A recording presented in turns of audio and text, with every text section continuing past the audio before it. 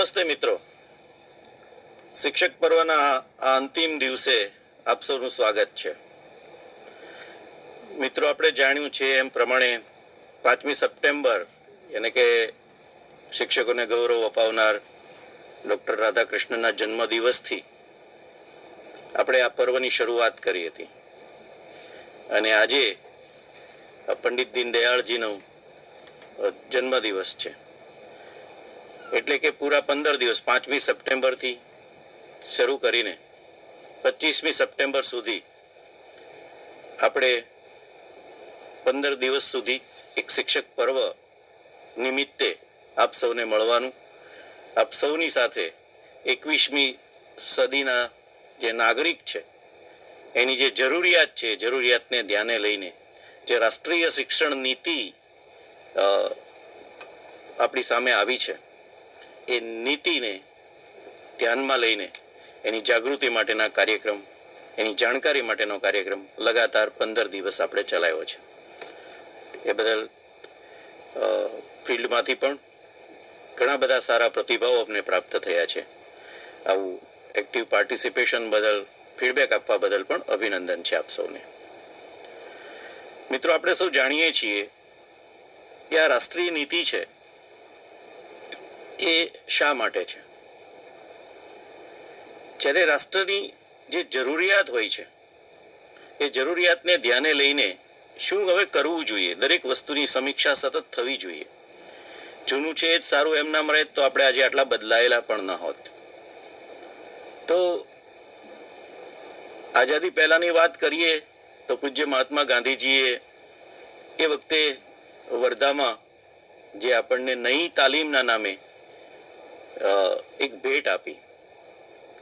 એ ભેટ આ રાષ્ટ્રની જરૂરિયાત માટે હતી કે આ દેશ આઝાદ થશે ત્યારે એના નાગરિકો કેવા હશે, એને શ્રમ પ્રત્યે ગૌરવ રહેવું જોઈએ. ભારત ખેતી પ્રધાન દેશ છે, દેશની પરંપરાઓ જે છે એને ધ્યાનમાં રાખીને એણે કેટલાક ઉદ્યોગો પસંદ કર્યા અને ઉદ્યોગો દ્વારા સહજ રીતે અનુભવજન્ય શિક્ષણ છે એ મળે એના માટે ઉદ્યોગને જુદા જુદા વિષયો સાથેને જોડીને સમવાયની વાત આપણને એ વર્ષોમાં કરી, જેની આપણે જુદા જુદા તબક્કે ઇન્ટિગ્રેશનની વાત કરીએ છીએ, જુદા જુદા સબ્જેક્ટની. એ સહજ રીતે આપણને આઝાદી પહેલાં એટલે કે 1938થી આપણી સામે થયેલી છે. હવે આખી દુનિયા બદલાઈ છે. 21મી સદીમાં આખી દુનિયા છે એ ગ્લોબલ વિલેજ એમ કે કેટલાક લોકો કહે છે. તો એક વિશ્વ નાગરિક તરીકે આપણી સૌને કેવા કૌશલ્યની જરૂરિયાત પડશે એ કૌશલ્યોને ધ્યાનમાં રાખીને ખૂબ જ સારી રીતે આ રાષ્ટ્રીય શિક્ષણ નીતિ રાષ્ટ્ર સમક્ષ મુકાઈ છે. 21મી સદીના જે કૌશલ્યોની વાત છે, ખાસ કરીને આઈસીટી, પણ સાથે સાથે જે વાત મૂકવામાં આવેલી છે, જે જોડવામાં આવી છે, ઇનબિલ્ટ છે અથવા બિટવીન્સ ધી લાઇન તમે હંમેશા વાંચ્યા કરો છો, એ છે કે 21મી સદીમાં શિક્ષણ કેવું હશે એનો રિપોર્ટ ગઈ સદીમાં ડેલોર્સ કમિશને આપણને આપ્યો છે. એના 4 પાયાઓ learning to know, learning to learn, learning to live together અને લર્નિંગ ટુ બી. એટલે હવે પછીની જે આપણી જરૂરિયાત છે, આપણને કોરોના કાળમાં સામાજિકતા શું છે ખબર પડી ગઈ છે, એકલા કેવું અઘરું લાગે છે એ પણ ખબર પડી ગઈ છે. 21મી સદીમાં એકબીજાના અસ્તિત્વનો સ્વીકાર કરીને કેવી રીતે સાથે રહી શકાય, કેવી રીતે લર્નિંગ ટુ બી, કૌશલ્યનું જે વાત છે, કૌશલ્ય વિકાસની વાત છે. લર્નિંગ ટુ નો તો આપણે જાણીએ છીએ, પરંતુ સૌથી મહત્વનું આ પોલિસીમાં કોઈ ફોકસ્ડ હોય મારી દ્રષ્ટિએ તો એ છે લર્નિંગ ટુ લર્ન. આપણે બાળકને શીખવી દેવાનું નથી. શિક્ષકનો રોલ બહુ બધો બદલાઈ જાય છે. વાતો ઘણા વખતથી કરીએ છીએ, પરંતુ અહીંયા જે પ્રોવિઝન થયો છે એ પ્રોવિઝન એવું છે કે બાળકને શીખતા કરવાનું છે. એટલે શિક્ષકે બધું જ શીખવી દેવાનું, બધું જ સમજાવી દેવાનું છે એવું નથી, પરંતુ એ જાતે બાળક કેવી રીતે શીખે એવી પરિસ્થિતિનું નિર્માણ કરવાનું છે. એના માટે ઇન્ક્વાયરી બેઝ એજ્યુકેશન કે પ્રોજેક્ટ બેઝ એજ્યુકેશન એવું બધુંથી પણ આગળ જઈને એમણે એક્સપિરિયન્શિયલ લર્નિંગની વાત કરી છે. મારો અને તમારો વર્ગખંડમાં અથવા વિદ્યાર્થી સાથેનો આંતર વ્યવહાર છે એ 100% નહીં બદલાય તો આ નીતિનો કોઈ અર્થ નથી. અત્યારે આપણી સામે એક ચેલેન્જ છે દેશને બદલવાની, દેશના નાગરિકોનું સારું ઘડતર કરવાનું. કે માત્ર ગોખણિયા વિદ્યાર્થીઓ છે જે પરીક્ષા પછી ભૂલી જાય છે, જેને સાદા કૌશલ્યની પણ જીવન જરૂરી પોતાનું કામ કરવા માટેનું પણ કૌશલ્ય પ્રાપ્ત કરતા નથી, એવા વિદ્યાર્થીઓની સામે આપણે રાષ્ટ્રે એવા વિદ્યાર્થીઓનું ઘડતર કરવાનું છે કે બધું જ સમજીને શીખે, જાતે શીખે. એટલે શીખતા કરવા એ આપણા સૌની સામેની મોટી ચેલેન્જ છે. કારણ કે આપણે જે રીતે ભણ્યા છીએ, આપણે અત્યાર સુધી જે રીતે ભણવા ટેવાયેલા છીએ, એના કરતાં એક જુદા વાતાવરણમાં આપણે હવે વિદ્યાર્થીઓને કેળવવા પડશે. એટલે આ નીતિમાં સૌથી મહત્વનો કોઈનો રોલ હોય તો એ છે માત્ર ને માત્ર શિક્ષકોનો. સ્ટ્રક્ચરમાં ફેરફાર તો બધા થશે, સુવિધાઓ તો બધી મળશે, બધું જ થશે, પરંતુ જ્યાં સુધી હું ને તમે વર્ગખંડમાં બદલાવ નહીં લાવીએ ત્યાં સુધી આ નીતિનો કોઈ અર્થ નથી. અને આપણને એક તક પણ છે. ઘણા બધાની ફરિયાદ હોય કે આવું કરવું છે, આવું કરવું છે, આવી તકલીફ પડે. હવે નીતિમાં સ્પષ્ટ કહ્યું છે 10 દિવસ સુધીની 6ઠ્ઠા ધોરણથી ઇન્ટર્નશીપ એ મારી દ્રષ્ટિએ બહુ મોટું પગલું એ આપણા ટીચિંગ લર્નિંગ પ્રોસેસ પરનું છે.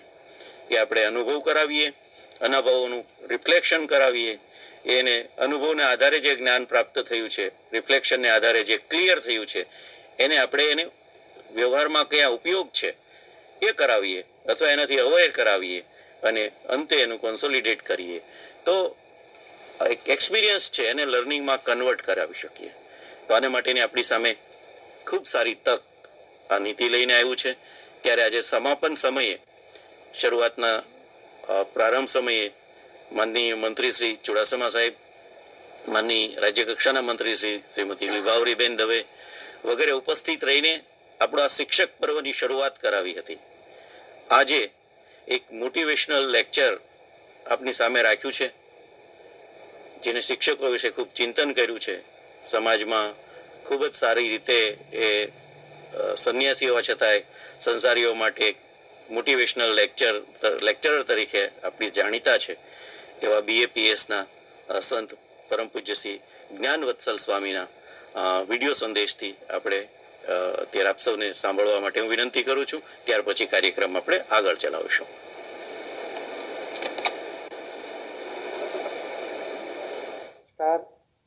જય સ્વામિનારાયણ, પ્રણામ. વિશેષ તો આપણે સૌ જાણીએ છીએ કે ભારત દેશના કેન્દ્ર સરકાર દ્વારા જે ન્યૂ એજ્યુકેશન પોલિસી એટલે કે નવી શિક્ષણ નીતિ 2020 જાહેર કરવામાં આવી છે. એ શિક્ષણ નીતિમાં ભારતને એક મહાસત્તા, ભારતને એક વિકસિત દેશ બનાવવાની બહુ મોટી ક્ષમતા રહેલી છે અને એની જવાબદારી આપ શિક્ષક મિત્રોની પણ છે, વિદ્યાર્થી આલમની પણ છે અને માતા પિતાની પણ છે. પણ સંયુક્ત રીતે સારો પ્રયત્ન થાય તો ચોક્કસ આ ન્યૂ એજ્યુકેશન પોલિસી NEP 2020માં જેના ફાયદા અને લાભ વર્ણવવામાં આવ્યા છે એ સંપૂર્ણ રીતે આપણા સમાજને, આપણા દેશને ચોક્કસ થઈ શકે છે. આપ શિક્ષકોએ તો વર્ષોથી, દાયકાઓથી, સદીઓથી અને યુગોથી ખૂબ જ કેળવણી આપીને સમાજને સુશિક્ષિત કર્યો છે. એટલે સમાજ તો ક્યારે શિક્ષકોનું ઋણ ભૂલી જ ન શકે. પણ એક વિશેષ જવાબદારી હવે આપણે સૌએ આ ન્યૂ એજ્યુકેશન પોલિસી નિમિત્તે લેવાની છે. કારણ કે એક શિક્ષકની દ્રષ્ટિએ જ્યારે ન્યૂ એજ્યુકેશન પોલિસીને આપણે જોઈએ છીએ ત્યારે શિક્ષકની જવાબદારીમાં પ્રથમ વાત એ આવી જાય છે to recognise, to identify and to foster વિદ્યાર્થીઓની ઇન્ટેલિજન્સ, એની આવડત, એની હોશિયારી, એના લાઇક્સ એટલે કે એની રુચિ, એને જાણવી, પિનપોઇન્ટ કરવી અને એ રીતે એને માર્ગદર્શન આપી અને જે તે ક્ષેત્રમાં એટલે કે જે તે ફેકલ્ટીમાં એને આગળ વધારવો એ હવે શિક્ષકોની બહુ મોટી જવાબદારીમાં આવે છે. આપ સૌ આ કાર્યવાહી વર્ષોથી કરતા જ આવ્યા છો, પણ એક વિશેષ સુનિયોજિત આ કાર્યક્રમ અંતર્ગત આ વાત રહેશે. કારણ કે એની માટે સેન્સિટાઇઝિંગ ધ ટીચર્સ એવા પણ સુંદર શબ્દો એનઈપીમાં વપરાણા છે. For the academic, non academic, all round development of the students, એ લોકોનું સંપૂર્ણ વ્યક્તિત્વ ખીલી ઉઠે, સંપૂર્ણ વિકાસ થાય, એની માટેની આ તજવીજ છે. સાથે સાથે આ ન્યૂ એજ્યુકેશન પોલિસીમાં ફ્લેક્સિબિલિટી પણ જબરજસ્ત છે, અકલ્પ્ય છે, કે વિદ્યાર્થીને પોતાની ટ્રેજેક્ટરી, પોતાનો પ્રોગ્રામ, એજ્યુકેશન પ્રોગ્રામ એ સિલેક્ટ કરવાની ચોઇસીસમાં ઘણી બધી ફ્લેક્સિબિલિટી રહેશે. તો એ પણ એક મોટો લાભ છે વિદ્યાર્થીઓને, જે લાભ એને શિક્ષકો દ્વારા સમજાવટથી માંડીને એકચ્યુઅલ પ્રેક્ટિકલ લાઈફ સુધી મળવાનો છે. સાથે સાથે બહુ જ મોટો લાભ આ ન્યૂ એજ્યુકેશન પોલિસીનો એ છે, there is no hard line of difference, discrimination, કે આર્ટ્સ અને સાયન્સના કોર્સીસ પણ તમે સાથે ભણી શકો છો. આર્ટ્સ તો વિદ્યાર્થી અન્ય ફેકલ્ટીના સબ્જેક્ટ્સ પણ લઈ શકે, એટલે કોર્સીસ વચ્ચે પણ કોઈ હાર્ડ લાઈન ડિફરન્સ નથી. વળી કરિક્યુલમ અને એક્સ્ટ્રા કરિક્યુલર એક્ટિવિટીઝ વચ્ચે પણ એવી આમ બહુ જ હાર્ડ લાઈન ઓફ ડિફરન્સ નથી રાખવામાં આવ્યો, ડિમાર્કેશન. વળી વોકેશનલ અને એકેડેમિક કોર્સીસ વચ્ચે પણ એવી હાર્ડ લાઈન ઓફ ડિમાર્કેશન એ પણ નથી મૂકવામાં આવી, જેથી કદાચ આર્ટ્સના વિદ્યાર્થીને કે સાયન્સના વિદ્યાર્થીને અન્ય કોઈ ફેકલ્ટીનો એક સબ્જેક્ટ સારી રીતે ભણવો હોય, એની ઈચ્છા હોય, રુચિ હોય, તો એની પણ ઘણી સારી અવેબિલિટી થશે. તો એ પણ એક સુંદર આયોજન આ નવી શિક્ષણ નીતિમાં આપણે જોવા મળે છે. સાથે સાથે મલ્ટીડિસિપ્લિન, હોલિસ્ટિક એજ્યુકેશન, આ પણ એક બહુ જ મોટી વાત બની છે કે મલ્ટીડિસિપ્લિનરી અને હોલિસ્ટિક એજ્યુકેશન એટલે સર્વાંગી વિકાસ માટે આપણા મૂલ્યો, આપણા સનાતન સિદ્ધાંતો, આપણી સંસ્કૃતિ, આપણી પરંપરા એ પણ આમાં ઘણી બધી જીવંત રહેશે, એનો પણ લાભ વિદ્યાર્થીઓને મળશે. તો આ તો આપણે ટૂંકમાં થોડાક લાભ વર્ણવ્યા છે, પણ આ બધા જ લાભ એ વિદ્યાર્થી જગત સુધી પહોંચાડવાની બહુ જ મોટી એક જવાબદારી એ શિક્ષકોની છે. મેં કહ્યું એમ શિક્ષકો આ જવાબદારી ખૂબ સુંદર રીતે નિભાવી જ રહ્યા છે વર્ષોથી, સદીઓથી અને યુગોથી. પણ આ એક સુનિયોજિત, એક વ્યવસ્થિત, મોડર્ન એક એજ્યુકેશન સિસ્ટમ દ્વારા આ આપવામાં આપણને આવ્યું છે. ખૂબ ચિંતન દ્વારા, ખૂબ મનન દ્વારા, ખૂબ ચર્ચાઓ દ્વારા, અનુભવી તજજ્ઞોના માર્ગદર્શન પ્રમાણે અને ખૂબ વેરાઇડ ઓપિનિયન્સ લઈને આ મૂકવામાં આવ્યું છે. અને આપણા માનનીય પ્રધાનમંત્રી શ્રી નરેન્દ્રભાઈ મોદીએ જાહેરાત કરી છે કે 2022 થી આ ન્યૂ એજ્યુકેશન પોલિસી સંપૂર્ણ રીતે એપ્લિકેબલ થશે, જેમાં વિદ્યાર્થીઓને થિંકિંગ પ્રોસેસમાં વધારે ઇન્વોલ્વ કરવામાં આવશે, કે એક વિચાર શ્રેણી ઊભી થાય, પોતે વિચારતો થાય. ખાલી મર્યાદિત કોર્સ એ ભણ્યો અને મર્યાદિત કોર્સ પ્રમાણે જેનું જીવન બને એથી વિશેષ એ વિચાર કરતો થાય. એટલે ક્રિએટિવિટી પણ ખૂબ મોટા પ્રમાણમાં ઉમેરવામાં આવી છે. આપણે જાણીએ છીએ કે આપણી પાસે ખૂબ ટેલેન્ટ છે, ભારત દેશ પાસે બુદ્ધિધન પણ ખૂબ છે, ભારત દેશ પાસે યુવા શક્તિ પણ જબરદસ્ત છે. We have 540 million youth. Unbelievable figure. 54 crore યુવાનો છે ભારત પાસે 15 થી 35 વર્ષની એજ ગ્રુપના. What can't we not do? આપણે શું ન કરી શકીએ? અને આપણે જોયું આ કોરોના વાયરસના પેન્ડેમિકમાં શિક્ષકો અને વિદ્યાર્થીઓ એને કંઈક સાથે મળીને સારો વિચાર કર્યો. They created Indian Institute of Technology મંડીના વિદ્યાર્થીઓ પ્રથમ લોકડાઉન જ્યારે માર્ચ મહિનામાં જાહેરાત થઈ ત્યારે એ લોકોએ બીજા જ દિવસે જે વિદ્યાર્થીઓ દૂરના રાજ્યોમાં રહેતા હતા, જઈ શકે એમ નહોતા, એટલે હોસ્ટેલમાં જ રહેવું પડે એમ હતું, નજીકના વિદ્યાર્થીઓ નીકળી ગયેલા. પ્રોફેસર્સ, લેક્ચરર્સ, લેબ ટેકનિશિયન્સ પણ જે દૂરના રાજ્યોમાંથી ત્યાં આઈઆઈટી મંડીમાં જોબ કરતા હતા એ લોકો પણ ત્યાં સ્ટ્રેન્ડેડ હતા. રૂટીન એક્ટિવિટી તો કોલેજની ચાલુ નહોતી, રૂટીન લેબ ચાલુ નહોતી. બેસીને વિચાર્યું કે આપણે કંઈક કરીએ. જો આ કેટલું બધું પોટેન્શિયલ છે આપણા વિદ્યાર્થીઓમાં. વિદ્યાર્થીઓ સાથે બેસીને વિચાર્યું. They asked a very simple question to themselves in the brainstorming session. અને શું વિચાર્યું can we make mask from waste material? કેવો વિચાર કે ફેસ માસ્ક જેની અત્યંત જરૂર છે કોરોના વાયરસ પેન્ડેમિકમાં સ્વરક્ષણ માટે અને અન્યના રક્ષણ માટે પણ, એ આપણે વેસ્ટ મટીરિયલમાંથી બનાવી શકીએ અને એ પણ N95 ની ક્વોલિટીનો.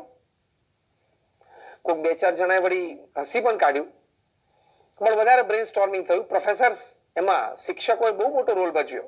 વિદ્યાર્થીઓને વિચાર આવ્યો, પણ શિક્ષકોએ પોતાના ઉમદા જ્ઞાનથી, પોતાના અનુભવ પરથી આમાં સુંદર માર્ગદર્શન આપ્યું. અને હોસ્ટેલ છે, કોલેજ છે, લેબ બિલ્ડિંગ છે, બધું એક જ કેમ્પસમાં હતું, એટલે એ લોકોને કઈ બહાર તો જવાનું હતું લોકડાઉનમાં, પણ અંદર જ રહીને આ બધી કાર્યવાહી કરી શકતા હતા. વેસ્ટ મટીરિયલમાં એ લોકોએ વોટર બોટલ્સ નક્કી કરી. આખા કેમ્પસમાં ફરીને ડસ્ટબિનમાં, ગાર્બેજમાં જેટલી પાણીની બોટલ હતી, જે આપણે મિનરલ વોટર પી અને ગાર્બેજ કરી હતી બોટલ, એ ભેગી કરી. આ બાજુ ઘણા દિવસો સુધી તૈયારી કરીને પ્રોફેસર્સ, લેબ ટેકનિશિયન્સ અને વિદ્યાર્થીઓએ સોલ્યુશન્સ તૈયાર કર્યા. આ કેમિકલ સોલ્યુશન્સમાં આ વોટર બોટલ્સ ઓગાળી ડિઝોલ્વ કરેલું જે ફાઇનલ સોલ્યુશન હતું એમાંથી એક નેનો નોન વોવન મેમ્બ્રેન તૈયાર કરવામાં આવ્યું. This nano non-woven membrane can straight away be used as a face mask. N95 ની ક્વોલિટીનું આ માસ્ક છે. તો કેટલી મોટી વાત બની. એટલે આપણી પાસે શક્તિ છે, આપણી પાસે આવડત છે, આપણી પાસે હોશિયારી છે, આપણી પાસે કાર્યબળ છે, આપણી પાસે આપ જેવા શિક્ષકો, વડીલો, અનુભવીનું માર્ગદર્શન છે. શું ન કરી શકીએ? આજે ફેસ માસ્ક ભાગ્યે જ બનતા હતા ભારતમાં કોરોના વાયરસ પહેલા. વેન્ટિલેટર્સ ભાગ્યે જ બનતા હતા. પીપી જે પર્સનલ પ્રોટેક્શન ઇક્વિપમેન્ટ એ પણ ભાગ્યે જ બનતા હતા. આ ત્રણેય વાત માર્ચ મહિના પછી એનું પ્રોડક્શન, રિસર્ચ અને પછી પ્રોડક્શન શરૂ થયું. આજે આ ત્રણેય વાતમાં ઇન્ડિયા ઇઝ એન એક્સપોર્ટર. આપણે એક્સપોર્ટ કરીએ છીએ. તો આવી વાતો ભારતમાં ખૂબ બની શકે એવી શક્યતાઓ છે. એની જવાબદારી, એની ફરજ એ આપ શિક્ષકોના ખભા પર છે. આપ સક્ષમ છો, કરી શકો એમ છો. ક્યારેક કોઈક શિક્ષકે ડોક્ટર એપીજે અબ્દુલ કલામને તૈયાર કર્યા. આ નવી શિક્ષણ નીતિ છે, એમાં you each and every teacher, દરેક શિક્ષક એક ડોક્ટર એપીજે અબ્દુલ કલામ તૈયાર કરી શકે એવી ક્ષમતા આપના હાથમાં એજ્યુકેશન પોલિસીએ મૂકી છે. આવા વિદ્યાર્થીઓ જેમની પાસે આવા વિચારો છે, એ વિચારોને યોગ્ય દિશામાં ગતિ આપવી, ગતિ આપ્યા પછી યોગ્ય પરિણામ લાવવું, એ આપ શિક્ષકોના હાથની વાત છે. મેં કહ્યું આમાં કાર્ય આપ સુંદર રીતે કરી જ રહ્યા છો, પણ વધારે સુઆયોજિત હવે આ નવી શિક્ષણ નીતિ આપણને શીખવાડી રહી છે. એની માટે શિક્ષકોએ પોતાની ક્ષમતા વધારવી પડશે. પોતાનું ભોગ અને સમર્પણ એ પણ વધારવા પડશે. પોતાનું વિદ્યાર્થીઓ સાથેનું એક એસોસિએશન, એટલે કે વિદ્યાર્થીઓને ઓળખવા, વિદ્યાર્થીઓ સાથે સંબંધો એ વધારે સુદૃઢ કરવાના એક પારિવારિક વાતાવરણ ઊભું કરવું, એની માટે પણ શિક્ષકોએ ઘણો પુરુષાર્થ કરવો પડશે, પરિશ્રમ ઉઠાવવો પડશે. એટલે શિક્ષકોની આ મોટી જવાબદારી આ ન્યૂ એજ્યુકેશન પોલિસીમાં 2020માં બને છે. અને શિક્ષકો ધારે તો એ કરી શકે. આજે ઘણા બધા દેશોમાં તો જે ભારત કરતા પણ ખૂબ ગરીબ દેશો છે, આફ્રિકન કન્ટ્રીઝમાં એવા પ્રસંગો બહાર આવ્યા કે કોરોના વાયરસની પરિસ્થિતિમાં શિક્ષકોએ ઓપનમાં ક્લાસીસ ચાલુ કર્યા. જે ગામડાઓ જંગલોમાં વસેલા છે ત્યાં શિક્ષકોએ ત્યાં ક્લાસીસ ચાલુ કર્યા અને વિદ્યાર્થીઓને ભણાવવાનું ચાલુ રાખ્યું. તો ઘણા બધા પ્રસંગો બન્યા છે અને આપ સર્વે શિક્ષકોએ પણ આ કોરોના વાયરસમાં ઓનલાઈન ક્લાસીસમાં કર્યો છે અને પહોંચ્યા છો, એ બદલ આપને ધન્યવાદ છે. પણ હવે આ ન્યૂ એજ્યુકેશન પોલિસીમાં આપણે સૌએ, એટલે કે શિક્ષક જગતે, we have to be ready for more inputs, we have to be ready for more effort, we have to be ready for putting in more resources. એની માટે આપણે ખૂબ તૈયારી રાખવી પડશે. શ્રદ્ધા, ઉત્સાહ, ઉમંગ જબરજસ્ત. એક વખત સ્વામી રામતીર્થ એ પોતે વહાણમાં બેસીને દરિયાઈ મુસાફરી દ્વારા પરદેશ પધારતા હતા.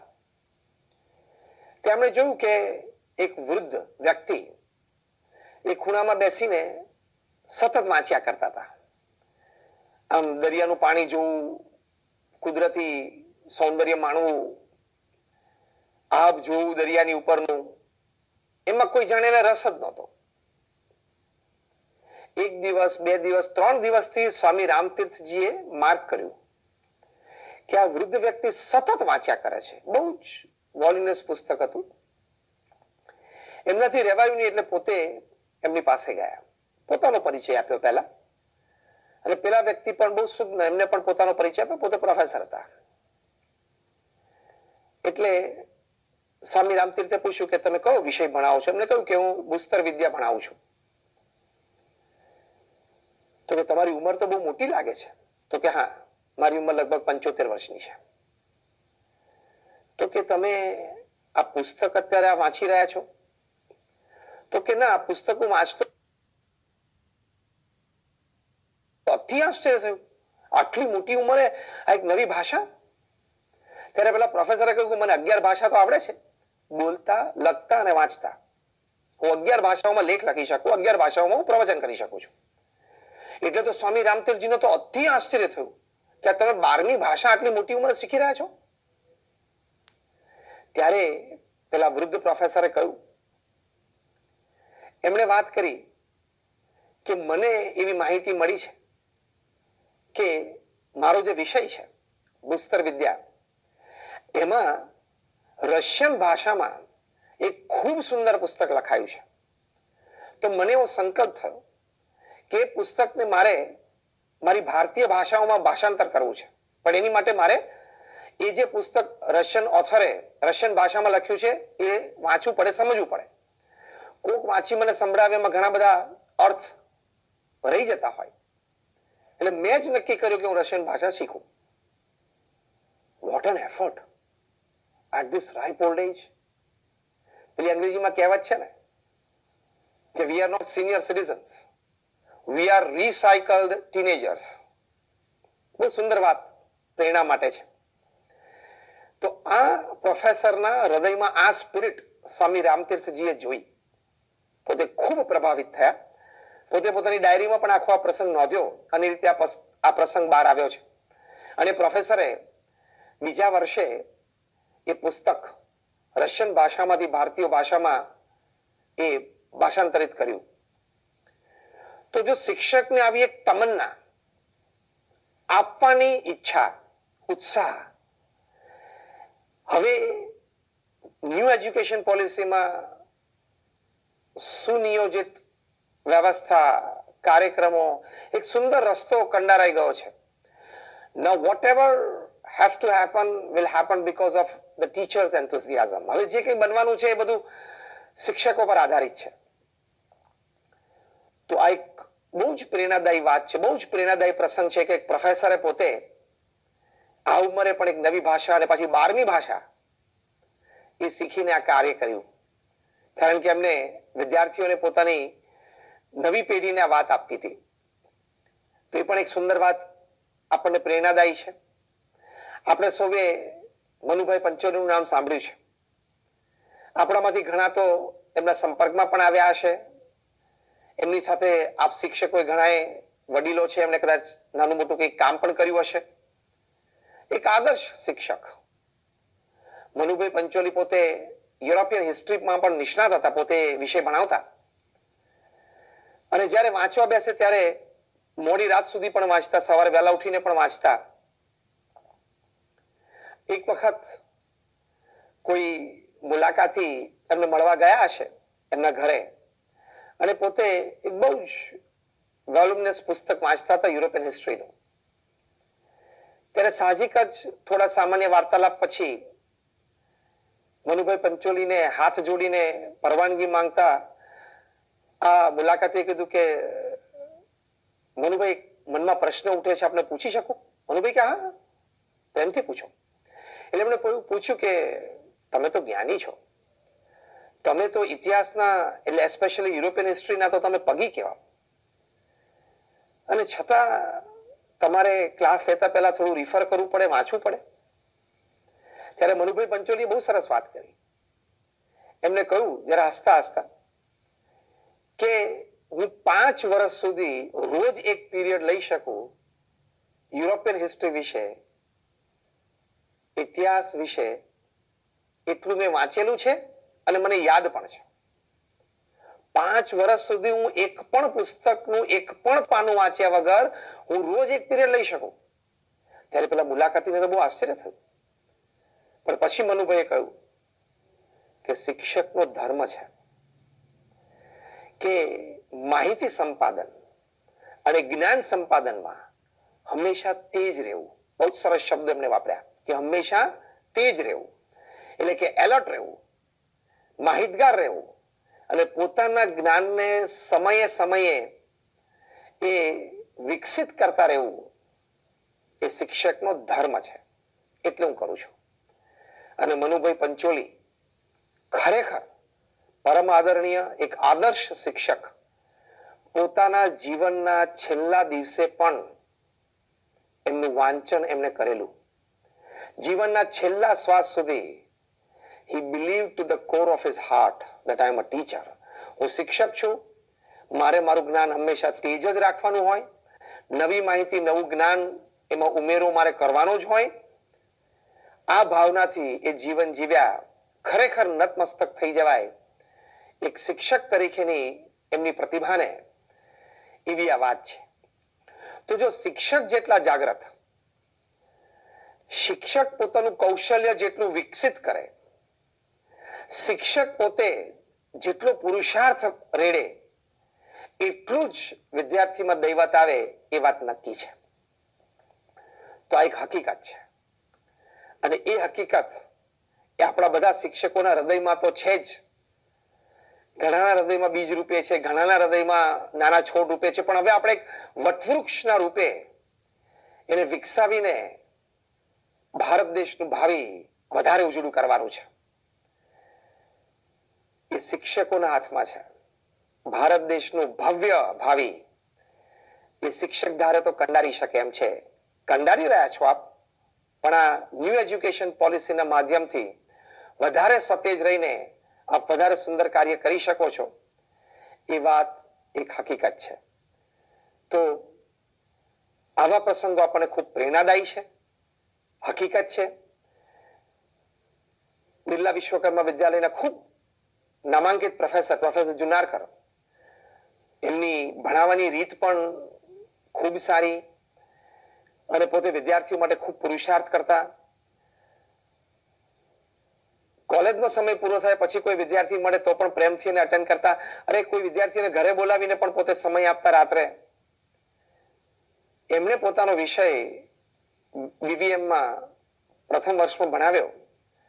પેપર પણ થોડું એમને અઘરું કાઢ્યું અને બધા જ વિદ્યાર્થીઓ ફેલ, એક પણ પાસ નહીં. વિદ્યાર્થીઓ પણ બધા ઊંડા ઉતરી ગયેલા. દુઃખ હતું.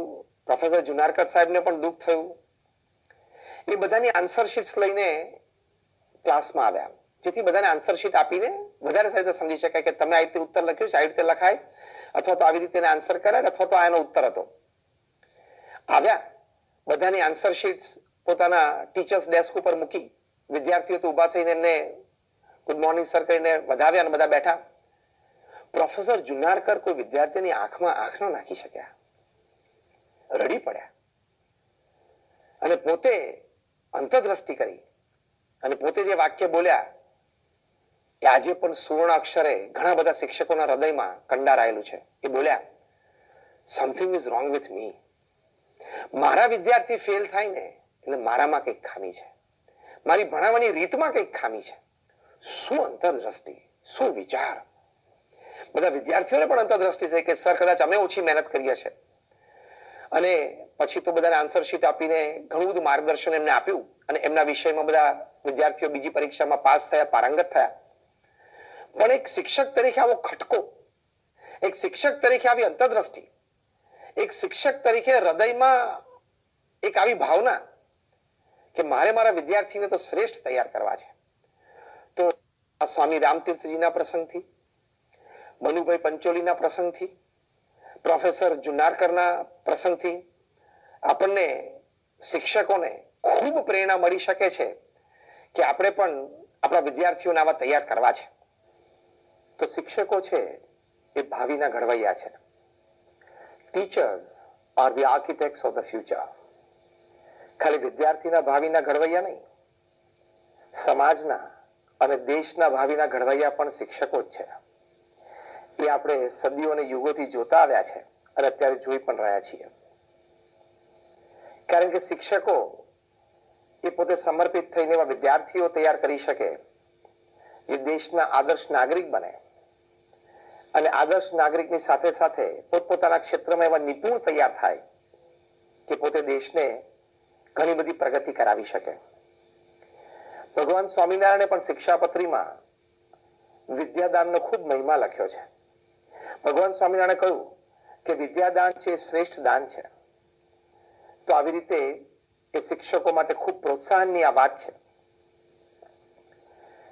આ શિક્ષકો છે એ આવી રીતે જ્યારે સમાજ અને દેશનું ભાવિ ઘડે છે ત્યારે અત્યારે જે વાસ્તવિક પરિસ્થિતિ સમાજની આપણે જોઈ રહ્યા છીએ એમાંથી બહાર નીકળવાનો આ એક જ ઉપાય આપણને દેખાય છે. તો કહેવાની વાત એ છે કે આવી રીતે સમાજ અને દેશના ઘડવૈયા તરીકે શિક્ષકો મોટો રોલ ભજવી શકે. ક્યારે? કે શિક્ષણની સાથે સાથે સંસ્કાર આપવાનું નક્કી થાય ત્યારે. આપણે એક શિક્ષક તરીકે આપણો રોલ આદર્શ ભજવીએ છીએ. પણ હું તો ઘણી વખત શિક્ષકોને લાગણી અને પ્રેમથી એક મિત્ર ભાવે એક વાત શેર કરું છું કે ધારો કે તમારો 45 મિનિટનો પીરિયડ હોય, બહુ જ ખૂબ પ્રેક્ટિકલ આ વાત છે, તો તમે 40 મિનિટે તમારો વિષય ભણાવો. ઉપરની જે 5 મિનિટ છે એમાં તમે આવી સુંદર પ્રેરણાલક્ષી, સંસ્કારલક્ષી, દેશની સેવાલક્ષી, નિસ્વાર્થ ભાવે સમાજ માટે કરી છૂટવું એવી સુંદર વાતો, સુંદર પ્રેરણા, એવા સુંદર પ્રસંગો મહાપુરુષોના જીવનમાંથી, એની માટે તમારે પણ વિશાળ વાંચન રાખવું પડે. પણ એ તમે આપીને એ ભાવના આ વિદ્યાર્થીઓમાં કેળવાઓ. તો if your period is 45 minutes, it should be 40 + 5, 40 + 5. 40 તમારો વિષય તમે ભણાવો અને 5 મિનિટમાં પ્રેરણાદાયી વાતો કરો.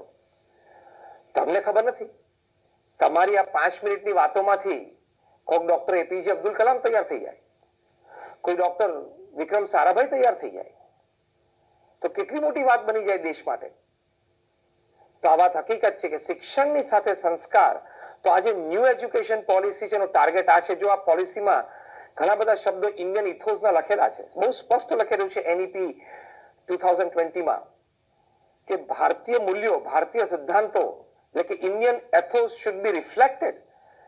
એ આપણી શિક્ષણ નીતિમાં, આપણા શિક્ષણમાં એ રિફ્લેક્ટ થાય એટલે વિદ્યાર્થીઓને શિક્ષણની સાથે સાથે આ સંસ્કાર પ્રાપ્ત થાય.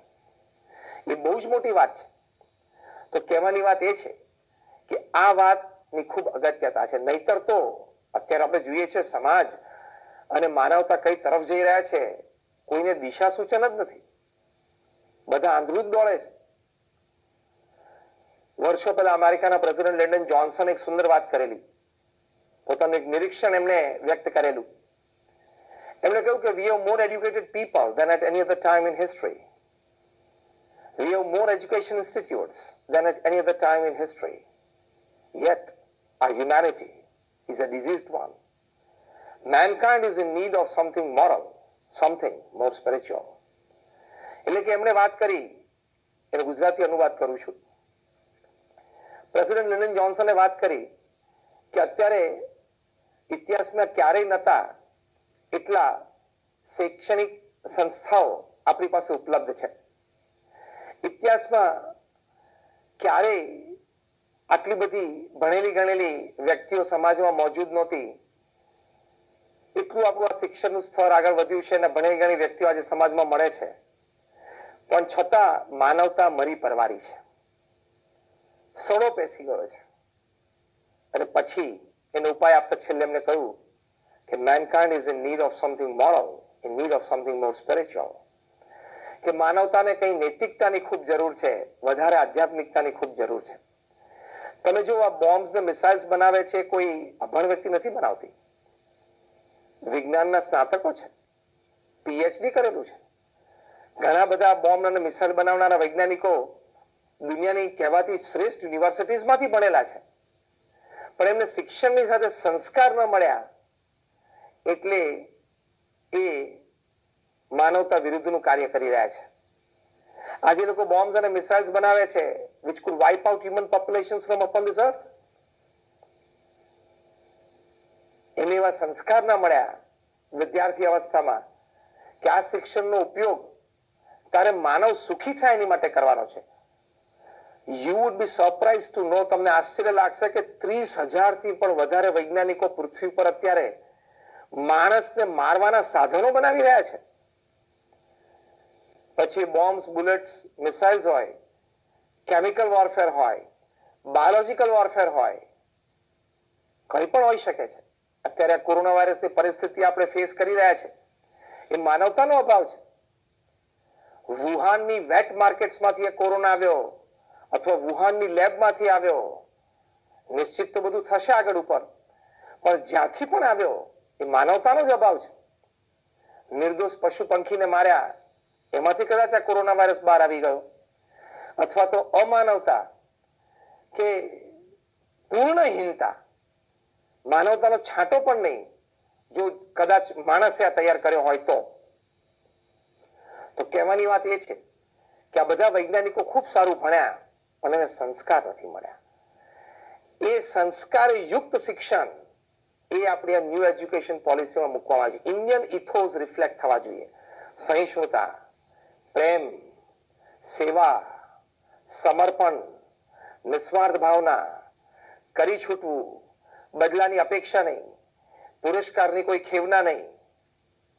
આ બધી ભાવનાઓ વિદ્યાર્થીઓમાં નાનપણમાં રેડવી પડે. કુમળો છોડ હોય ને એને તમે જે રીતે વાળો એ રીતે વળે. એમ તમારે પ્રાથમિક શિક્ષણના શિક્ષકો છે એ લોકો તો બધા કુમળા છોડ સાથે જ અત્યારે કાર્યવાહી કરી રહ્યા છે. તો એ કુમળા છોડ જે બાળકો છે એને નાનપણથી આ સંસ્કાર નાખવામાં આવે તો કેટલી મોટી વાત બની જાય. what we are envisioning, આપણે પૃથ્વી ઉપર સ્વર્ગ એન્વિઝન કરી રહ્યા છીએ, એ સ્વપ્ન જોઈ રહ્યા છીએ આપણે. તો એ શિક્ષકોના ખભા ઉપર બહુ જ મોટી જવાબદારી આ ન્યૂ એજ્યુકેશન પોલિસીમાં to reflect the Indian ethos in the hearts and minds of children, of the students. એ બહુ સ્પષ્ટ કહેવામાં આવ્યું છે, લખવામાં આવ્યું છે. કારણ કે આપણી પાસે આટલું રીચ હેરિટેજ છે, આપણી સંસ્કૃતિ, આપણી પ્રણાલિકા, આપણી રીતભાત. પશ્ચિમના મોટા મોટા ઇતિહાસકારો, માર્ક ટ્વેઇન થી તમે લઈ લો, ઘણા બધા બહુ સ્પષ્ટ એ લોકો માનતા અને એ લોકોએ લખ્યું છે કે the Indian way of living, ભારતીય રીત છે જે રહેણી કહેણીની, એ શ્રેષ્ઠ છે. તો આપણી વિચારધારા વસુધૈવ કુટુંબકમ કેટલી મોટી વિચારધારા છે. સમગ્ર વિશ્વ એ મારો પરિવાર છે. એટલે એ આવી ભાવનાથી ઉછરશે. ભવિષ્યમાં તમે એક તેજ બિંદુ ઉત્પન્ન કર્યું, એ તેજ બિંદુ સેંકડો અને હજારો માઇલમાં અનેક તેજ બિંદુઓ પ્રગટાવશે. તેવી મોટી સેવા શિક્ષકોની છે. આપ કરી રહ્યા છો, આપ પ્રયત્નશીલ છો, એની માટે આપને અભિનંદન છે. પણ હવે વધારે with more vigour, with more energy, with more enthusiasm આ જ કાર્ય આપણે આગળ ધપાવવાનું છે. તો એ આ વાત આપણને આ ન્યૂ એજ્યુકેશન પોલિસીમાં માર્ગદર્શન રૂપે સુંદર મળી રહી છે. તમે જુઓ અત્યારે દુનિયાનું ડિફેન્સ બજેટ $1,500 અબજનું છે. $1 અબજ એટલે 7,500 કરોડ રૂપિયા થયા. ખાલી મુખ્ય 25 દેશો જો સંપી જાય કે આપણે યુદ્ધ પર નહીં જઈએ અને ખોટી કાર્યવાહી આપણે આપણી સરકાર તરફથી નહીં કરીએ, મુખ્ય મોટા 25 દેશો, તો અત્યારે પણ જે મોટું જોખમ તોડી રહ્યું છે એનું પણ કંઈક સમાધાન આવે. અને મુખ્ય 25 દેશો આવતા 25 વર્ષ સુધી કોઈ ખોટી સરકારી ગેરકાર્યવાહી ન કરીને સમાધાનની રીતિ ઉપર ચાલે અને $1,500 અબજ માંથી કદાચ 50% પણ કટ. હા, આર્મી, નેવી, એરફોર્સની જરૂર છે. દેશમાં અરાજકતા થાય તો એને સમાવવા માટે, કોઈ કુદરતી આપત્તિ આવી પડે તો સિવિલિયન્સને મદદરૂપ થવા માટે અને દેશની બાઉન્ડ્રીઝ પણ સુરક્ષા રાખવા માટે. પણ મોટા 25 દેશો ખાલી કંઈક નવું R&D ન કરે અને જે છે એને મેન્ટેન ખાલી કરી રાખે તો પણ કદાચ 50% કટ આવે તો what is $750 billion a year. સમગ્ર પૃથ્વી ઉપર પ્રથમ વર્ષથી જ શિક્ષણ મફત થઈ જાય. કોઈ બાળક એવું ન રહે કે પૈસાના અભાવે, ફીના અભાવે, વ્યવસ્થાના અભાવે એ શિક્ષણ પ્રાપ્ત કરી શકે. કે ભગવાને તો આપણને ઇનફ રિસોર્સિસ આપ્યા છે. We as managers we are not managing it well in between.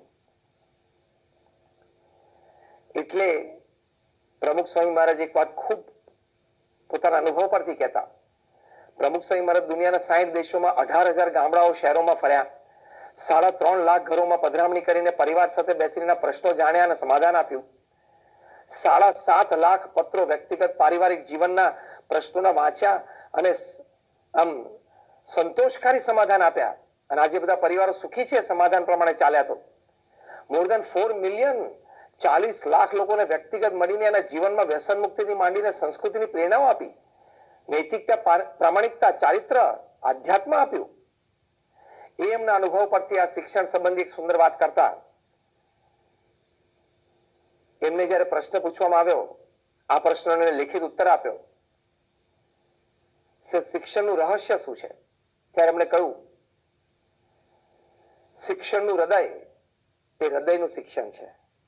એટલે કે the heart of education is the education of heart. ખાલી બુદ્ધિ નહીં, ઇન્ફોર્મેશન એન્ડ નોલેજ નહીં. Heart of education means wisdom, શાણપણું, સદગુણો કેળવવા તે.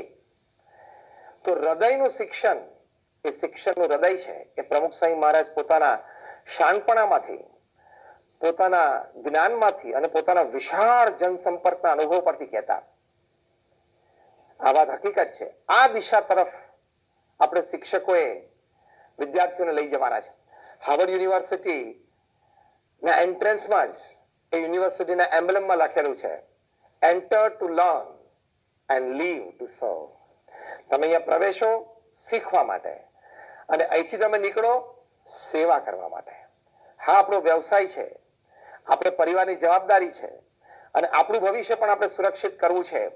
એટલે આપણે પ્રાપ્ત કરેલી વિદ્યા એ આપણે ધન ઉપાર્જન માટે ચોક્કસ વાપરવાની છે. ધર્મ, અર્થ, કામ અને મોક્ષ, એમાં જે એ 4 પુરુષાર્થની સિદ્ધિ સત્શાસ્ત્રોમાં કીધી છે અને ભગવાન સ્વામિનારાયણ પણ શિક્ષાપત્રીમાં લખી છે. એમાં જે અર્થ, ધર્મ પછી જે અર્થની જ વાત છે, નૈતિકતા અને પ્રામાણિકતા રાખીને. એટલે ધન ઉપાર્જન ચોક્કસ આપણે વિદ્યાર્થી કરીએ અને જરૂરી પણ છે અને કરવાનું પણ ખરું. પણ સાથે સાથે વિદ્યાનો ઉપયોગ, હૃદયનો વિકાસ થાય, ભાવનાઓનો વિકાસ થાય, સદભાવના આપણા હૃદયમાં કેળવાય, એ બહુ જ મોટી વાત છે. તો એ વાત એ આપણે શિક્ષકોએ એ વિદ્યાર્થીઓને રેડવાની છે. કારણ કે બહુ જ એક હકીકત વાત આજે મોડર્ન ડે મેનેજમેન્ટ કરે છે. તમે Stephen Covey, Og Mandino, Ken Blanchard, Anthony Robbins, Robin Smith, આ બધાને તમે વાંચો, સમજો તો એક બહુ જ સ્પષ્ટ વાત બહાર ઉડીને આવે છે કે તમે તમારા વિદ્યા અભ્યાસથી, તમારી આવડતથી, તમારી હોશિયારીથી, તમારા અનુભવ પરથી એક કક્ષા સુધી ચોક્કસ જઈ શકશો. પણ એક સીલિંગ જો તોડવું હશે, એક જુદી કક્ષામાં, એક જુદી ઓર્બિટમાં જવું હશે, તો you will need values and character, સદગુણો અને ચારિત્ર. અને at that level, values and character and ethics, they matter more than your academics, talents, know-hows, platforms, back support systems. એના કરતા વધારે આ વાત વિદ્યાર્થીઓના હૃદયમાં આપણે ઠસાવવાની છે કે બેટા, વિદ્યાની તો કિંમત ખૂબ છે, પણ વિદ્યાની સાથે સાથે ચારિત્રની અને સદગુણોની કિંમત પણ બહુ જ વધારે છે. પુષ્કળ વિદ્યા પ્રાપ્ત કર્યા પછી ચારિત્રમાં ખામી આવી તો વિદ્યા કોઈ કામની નથી. બહુ જ મોટા મોટા માનધાતાઓ, અતિ સફળ પોતાના ક્ષેત્રમાં, અતિ બુદ્ધિશાળી, એ ચારિત્રની ખામીના લીધે એમને પ્રશ્ન આવ્યો છે. અને સામે એ પણ જોવા મળે છે કે સદગુણ અને ચારિત્રમાં જો એ આગેવાન હશે તો કદાચ વિદ્યાભ્યાસ ઓછો હશે ને તો પણ એ પોતાના કાર્યક્ષેત્રમાં સુંદર કાર્ય કરી શકશે.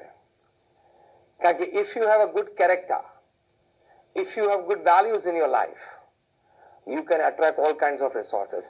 આ વાત શિક્ષકોએ જવાબદારીપૂર્વક પુટિંગ એન એફર્ટ એ વિદ્યાર્થીઓને સમજાવવાની છે અને જીવનમાં સુદૃઢ કરવાની છે. તો તમે આ યુવા પેઢીને એક નવો ઓપ આપી શકશો. ઘણા તમે વિજ્ઞાનના પણ શિક્ષકો છો અને વિજ્ઞાન પણ તમે ભણાવો છો. આપણે બહુ સારી રીતે ખ્યાલ છે કે કોલસો છે એ કાર્બન એટમ્સ તો બનેલો છે, પણ એમાં જે કાર્બન એટમ્સ છે ને એ બધા હેફેઝર ગોઠવાયેલા છે, એટલે જેમ તેમ ગોઠવાયેલા છે, એટલે એનો કોલસો બની ગયો. એના જ કાર્બન એટમ્સ હેક્ઝાગોનલ, જે આપણે બેન્ઝીન રિંગ બનાવીએ છીએ ને, હેક્ઝાગોનલ સ્ટ્રક્ચરમાં ગોઠવાય ને એટલે લેડ બની જાય, જેને આપણે કેમિકલ નેમ પીબી તરીકે ઓળખીએ છીએ. પેન્સિલમાં અને એમાં બધામાં કામમાં આવે. એટલે કે કોલસા કરતા એની કિંમત વધી જાય. એના એ જ કાર્બન એટમ્સ ટેટ્રાહેડ્રલ સ્ટ્રક્ચરે ગોઠવાય તો એ હીરો બની જાય, ડાયમંડ. એની કિંમત જુદી થઈ જાય. છે બધા જ કાર્બન એટમ્સ, અને કાર્બન એટમ્સ નું સ્ટ્રક્ચર છે કોલસો, ગ્રેફાઇટ એન્ડ ડાયમંડ. ત્રણેયમાં મૂળભૂત તત્વો સરખા, પણ એનું બંધારણ, એની જોડણી એ જુદી રીતની છે. એટલે એક કોલસો બની ગયું, એક ગ્રેફાઇટ બની ગયું, અને એક છે ડાયમંડ બની ગયું. એમ સ્વામી વિવેકાનંદ કહેતા કે each soul is potentially divine. દરેક વિદ્યાર્થીના હૃદયમાં દૈવત તો રહેલું જ છે. જો શિક્ષક પુરુષાર્થ કરીને એને ટેટ્રાહેડ્રલ સ્ટ્રક્ચર એટલે કે એને સદગુણે યુક્ત ગણે તો એ વિદ્યાર્થી ડાયમંડ. નહીં તો સારું પોટેન્શિયલ હોવા છતાં પણ એ વિદ્યાર્થી આગળ ન વધી શકે. એટલે ખૂબ જરૂરી છે કે જીવનમાં સદગુણો કેળવાય. એટલે આ સિસ્ટમ હું કહું છું કે 40+5 is your 45, not 45+0. 40+5 એ તમારા 45 છે, 45+0 એ 45 નથી. એ 5 મિનિટ છે ને એ કોઈક દેશ નેતા, કોઈક વૈજ્ઞાનિક, કોઈક મોટો સમાજ સેવક, કોઈક મોટો નીતિનો ઘડવૈયો એ તૈયાર કરી નાખશે. તમને એનો આનંદ ક્યારે થશે કે તમે જયારે વૃદ્ધાવસ્થામાં હશો, તમારી ઉંમર 70, 75, 80, 85, 90 હશે, ત્યારે કોઈક બાયણું ખખડાવતા કોઈ વ્યક્તિ તમારે ત્યાં આવશે ને કહેશે કે સાહેબ મને ઓળખ્યો? કે તમે તો કહેશો કે ના. અને સ્વાભાવિક છે, હજારો વિદ્યાર્થી તમારા હાથ નીચેથી પસાર થયા હોય અને પછી કહેશે કે હું અને હું તમારો વિદ્યાર્થી હતો અને તે દિવસે તમે મને ક્લાસમાં ટોક્યો અને મને જે ફરજ પાડી અને મને જે મારી પાસે પરાણે આ હોમવર્ક કરાવતા અને પરાણે મને આ બધી વાતો સંભળાવતા, એના ફળ સ્વરૂપે આજે હું જ્યાં છું ત્યાં છું. એ જે તમારો આનંદ, એ જે હસાશો એ વખતે વહેશે, એ તમારા જીવનની સૌથી મોટી અમાનત. It is the biggest treasure of your life that you would like to cherish again and again till the last breath of your life. એ જે આનંદ છે ને, એ આનંદનો ઇજારો એ ફક્ત શિક્ષકને જ છે, બીજા કોઈને નથી. કારણ કે શિક્ષકે એનું ઘડન કર્યું છે. તો એ બહુ જ આવી મોટી એક વાત એ તમારી પાસે છે. સાથે સાથે ભગવાન પ્રત્યેની એક શ્રદ્ધા એ પણ તમારા વિદ્યાર્થીઓને કેળવાવો.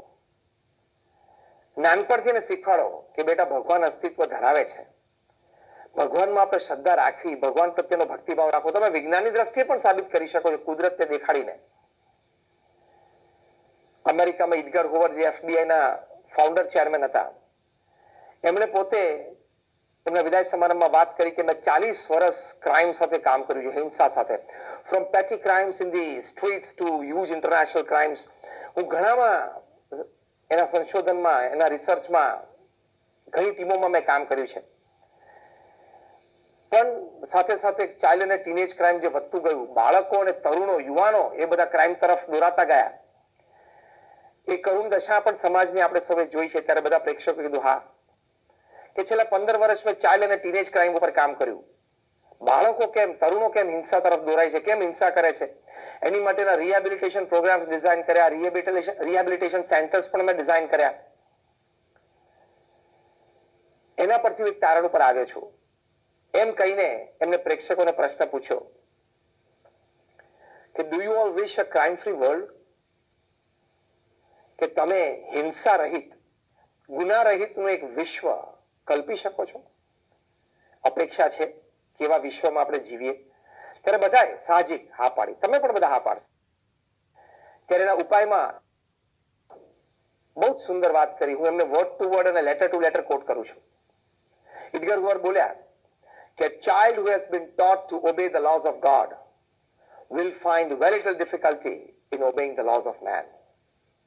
બહુ સુંદર વાત કરી કે નાનપણથી એક બાળકને તમે ભગવાનમાં શ્રદ્ધા કેળવાવશો અને ભગવાનના નીતિ નિયમ અને આદેશો પાળવાની પ્રેરણા આપશો તો મોટા થઈને બાળકને સમાજના કાયદા પાળવામાં તકલીફ નહીં પડે. સમાજનો એક આદર્શ નાગરિક તૈયાર થશે. તો એક આદર્શ નાગરિક તૈયાર કરવો એ પણ કેટલી મોટી એક વાત થઈ ગઈ. તો એ આપણી જવાબદારીમાં આવે છે, એ આપણી ફરજમાં આવે છે. એટલે in short, the new education policy 2020, it reflects on skills, it reflects on values. વિદ્યાર્થીની સંપૂર્ણ વિકાસ યાત્રા એમાં પૂર્ણ રીતે તમે એની સાથે જ રહો અને એનો સંપૂર્ણ વિકાસ થાય, એની બુદ્ધિ, શક્તિ, આવડત, હોશિયારીનો, એની માટેની પણ ખૂબ સુંદર આયોજન, યોજના, વ્યવસ્થા આ ન્યુ એજ્યુકેશન પોલિસીમાં છે. સાથે સાથે એના હૃદયમાં તમે સદગુણો પણ રેડી શકો, રિફ્લેક્ટ ઇન્ડિયન ઇથોસ, એ પણ સાથે સાથે તમે કરી શકો એની માટેની પણ આ જોગવાઈ છે. એટલે you are preparing a scientist and a human being, you are preparing N engineer and a human being, you are preparing a chartered accountant and a human being, you are preparing a pharmacist and a human being, you are preparing a professional, in short, and a human being. તો એ combination એ દરેકે વિચારવાનું છે. દરેક શિક્ષકે આમાં પોતે પૂર્ણ રીતે ભળવાનું છે. અને ઘણી વખત જ્યારે ઘણા મિત્ર, શિક્ષક મિત્રો અમે સાથે બેઠા હોય ત્યારે સાહજિક એક વાત થાય છે કે you don't have the right to retire before you produce a Kalam. કે શિક્ષકો, તમને નિવૃત્ત થવાનો અધિકાર નથી જ્યાં સુધી તમે ભારત દેશને આવા એક અબ્દુલ કલામ સાહેબ જેવી વ્યક્તિની ભેટ ના આપો. તમે હજારો વિદ્યાર્થીઓને ભણાવો, એની કારકિર્દી ઘડો, એક એવો વિદ્યાર્થી તૈયાર કરો કે જે દેશનું નામ રોશન કરે, દેશને એક વિશિષ્ટ ભેટ આપે, બહુ જ મોટું પ્રદાન આપે, જેના કારણે યુગો સુધી માનવતા એ પોતે એમાંથી લાભ લેતી રહે. તો આવા વિચારો, આવું આયોજન, આવી વ્યવસ્થા આપણને સુંદર પૂરી પાડવામાં આવી છે. નાઉ the ball is in our courts. બે શિક્ષકોના અને વિદ્યાર્થીઓના કોર્ટમાં હવે બોલ છે. Let's play it well. Thank you very much. સૌનો આભાર. જય સ્વામિનારાયણ. મિત્રો, now ball is in our courts. પરમ પૂજ્ય જ્ઞાનવત્સલ સ્વામીજી આપણને રાષ્ટ્રીય શિક્ષણ નીતિ 2020 સંદર્ભે જે એમની આગવી ભાષામાં રજૂઆત કરી અને છેલ્લે જે એમણે કન્ક્લુડ કર્યું, એક શિક્ષક એક કલામ. મિત્રો, હવે આપણને ખ્યાલ આવશે કે આ નીતિમાં જે સ્વામીજીએ વાત કરી, સ્કિલ પ્લસ વેલ્યુઝ, ખાલી નોલેજ ઇઝ પાવરથી કામ નહીં ચાલે. હવે નોલેજથી આગળ એમાં સ્કિલ એડ થાય છે, સ્કિલની સાથે સાથે વેલ્યુઝ એડ કરવાની છે. તો ગુનારહિત વિશ્વની જે સંકલ્પના, જે વિચારણા આપણા મનમાં હોય છે તે નીતિમાં પણ પ્રસ્થાપિત થાય છે, તે એમણે જણાવ્યું છે આપણને. મિત્રો, સમગ્ર પ્રવચન દરમિયાન આપ જોશો સ્વામીજીએ ઘણા એવા કોટ્સ આપણને આપ્યા છે, ઘણા નવા શબ્દો આપ્યા છે જે આપણને વિચાર કરે તેવા છે, જે નીતિમાં પણ દર્શાવેલા છે. લાઈફ લોંગ લર્નિંગ, મનુષ્ય પોતે જ આજીવન એક અધ્યતા તરીકે રહ્યો છે અને રહેશે જ.